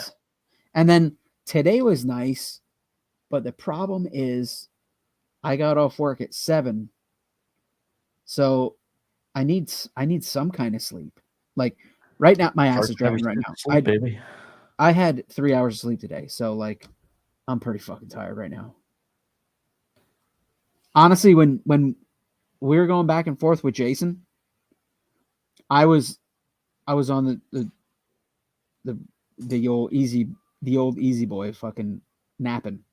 Yeah. But I was like, man, I should get out and ride today because it's gonna be nice. But the issue is we got so much rain. When these trails take on that much rain, they're gonna be so shitty. So you really don't want to ride in those conditions. Right. You kind of fuck up the trails. And oh wow, I didn't think about that. Yeah. And your shit's all muddy. I don't feel like cleaning like I'm a fair weather rider. I'm not going out there in mud and rain. Nope. Yeah. So maybe tomorrow. Friday looks good too, but it's like Black Friday. We go buy beer and drink it up, make a whole day of it. So I don't know if fucking Friday is gonna work either. I'll be tuned up. So we'll watch the Niners tomorrow. That's for sure. Tomorrow night. I could care less about the other 2 games. Well, yeah, I'll be watching them regardless. So yeah. And then don't forget we'll be chatting. The premium live event this weekend, Survivor Series. So Yeah, well, once they now that I don't get Peacock for free. Oh, that's right. Infinity. Yeah, what the fuck, dude? They got rid of it, right? Yeah, that was a nice. It was included with your cable. Yeah. Well, all right. Hey, what are you gonna do? Let me know how it goes. All right. Well, have a great Thanksgiving. I'll be heading down to Harrisburg myself tomorrow. Oh, maybe we'll see you there. Yeah. If I go riding in Hershey, I'll stop by. It's not too All far right. out of the way. Yeah, do that. Good luck trying to find me. I think I know where it is. Oh, that's right. You do. All right. I still have wet socks from that. Oh, that was hilarious. Yeah. Fuck, remember that, dude? Oh my God, that was a disaster. Oh, what a mess with that was, dude. Yeah. For the listeners who Oh, don't know, a pipe burst in my girlfriend's townhouse, and the basement was flooded. fuck. And Kirby comes running down the steps. Hey, what's up? I'm like, splash. What the fuck? And it's winter, so it's freezing. Chris is saying, speaking of Cleveland, how did they do against the Niners? Oh, what? Oh, that's rude. Get rid of that comment. Oh, no, don't do that to our listeners. They may tune us out now. And you know what? Still should have won that. There. Still should have won that, man. Yeah, if what are you gonna do? Our rookie kicker missed one, and you know what? Kickers miss. It's all good. He missed. Yeah, you're fine. It is what it is. Games like that, dude. The backlash that guy took. Come on, they're like, yeah. all these shit fans are like, call Robbie Gold. We need Robbie Gold. Like, dude, we've moved on from Robbie Gold, man. Right. That's yesteryear. Yeah, it is what it is. Yeah, yeah. Chris is. I know, Chris. Yeah, I know you. You guys ain't doing shit, anyways. I don't think he's a Cleveland fan. He was just saying. Speaking of Cleveland, I don't know many. I don't know if any Cleveland fans are real. So I will say the defense is sick. They just don't have anybody. I mean, let's be honest. They don't have anybody to pass. Yeah. As much as you want to say this rookie or whatever the hell his name is did great. Listen, Brock Purdy's killing it, and he's still not getting respect. No, he won't until he wins. And that's bullshit, dude. Because listen, did you see the stat? 2 consecutive games. Oh, Chris is saying Browns for life. Oh, that's rough. Yeah, I did see the stat. Yeah. 2 consecutive games. Nobody has ever been better. Yeah, you posted about it. I think so. Yeah. And if Brock Purdy's a first-round pick, he is the talk of the town. You know, and everybody will always go like, "Oh, he's got the weapon." Dude, he's getting the job done. You still got to throw the ball and make the fuck. He's a quarterback, man. You still got to do that job. And he's doing it at a high level. Yeah. So, yeah, because there's guys out there that can't do the job. So. Man. Yep. and you didn't hold against, let's see, like, all right, Chris, you did. Oh boy. Who had awesome weapons back in the day? Steve Young, Joe Montana. Nobody ever said, "Oh, well, he has really good weapons. It's not him." Stop it. Yeah. It's not a Browns thing. It's a disrespect to Brock Purdy thing at this point. Yeah. It's annoying, but you know what? I don't give a shit because it is what it is. He keeps doing it. He keeps winning. I'm fine. Yep. Well, listen. I'm rooting for anybody to beat the Eagles. So 2 weeks, buddy. Yeah. 2 weeks. Yeah. All right. No, you're good, buddy. You're good. Just I'm trying to go here, and Chris brought up the Cleveland game. Before you go, did you see Nick Sirianni going back to the locker room? You see that video clip? Yes. Yeah. What head coach does that, dude? I don't know. What head coach does that? Nobody. Like, fucking act your age, dude. Yeah. Or last year when he was doing the whole thing in front of the camera, like, ooh, dude, I'm like, dude, come on, man. Whatever. What's more silly is you won. Okay, you beat him regular season. Like you lost the big one against him, so quit acting like that. Yeah. It's just he's very fitting for Philly, you know. Yeah, absolutely. And He's got butthole eyes. All right, on that note, we're going to get going. All right.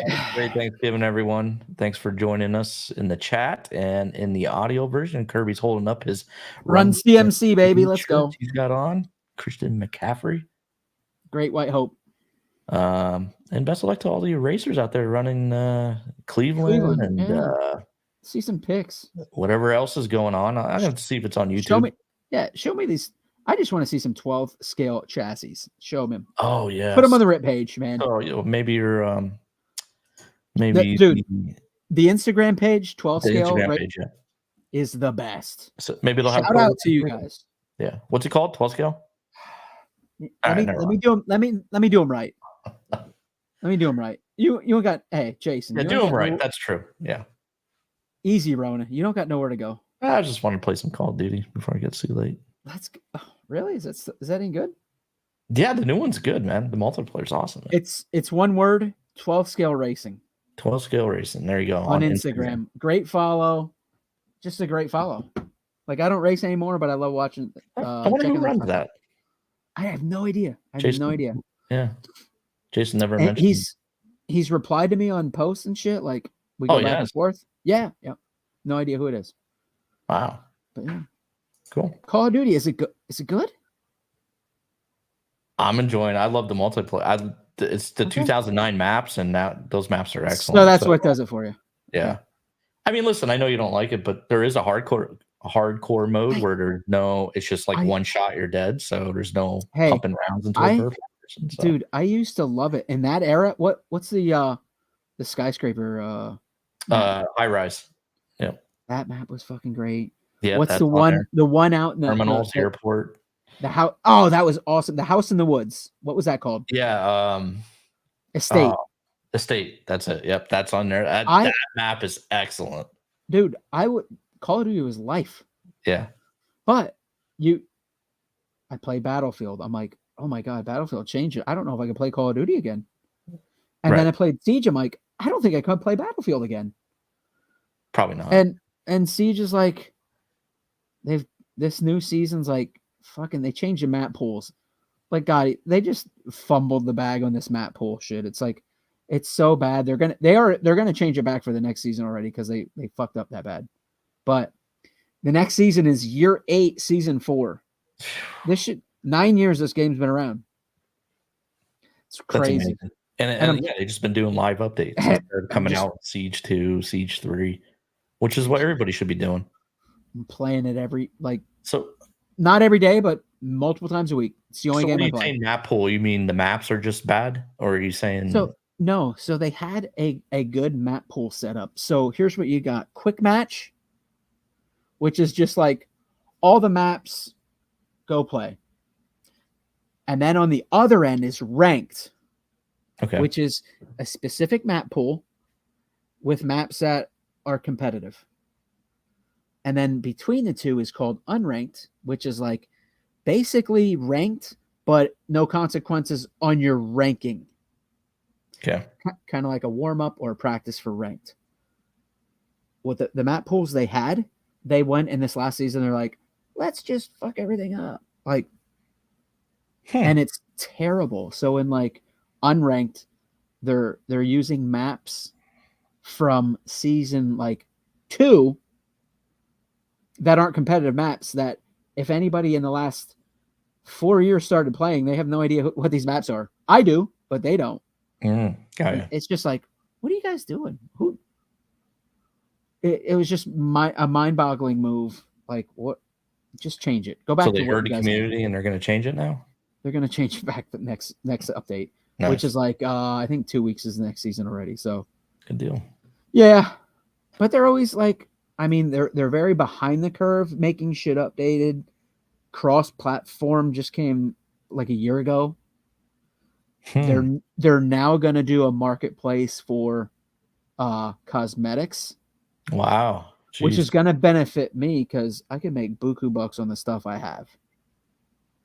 Because I have stuff that came out 8 years ago that you can't get anymore. Wow. So you can sell that? I could.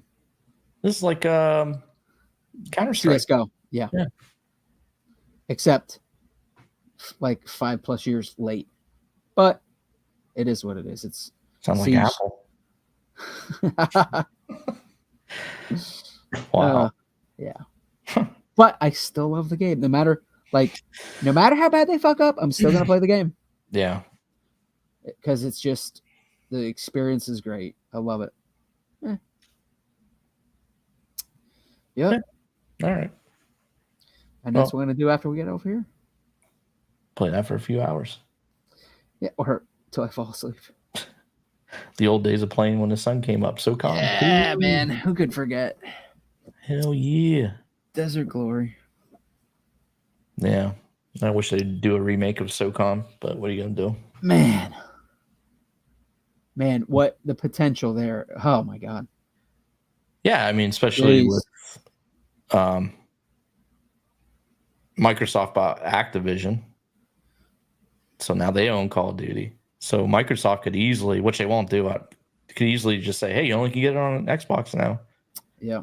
So Sony could just say, hey, we got SOCOM. Bring it back. SOCOM 2 remastered. Yeah. They can open up Zipper Interactive again and go at it. See what happens. So. Zipper. I forgot that name.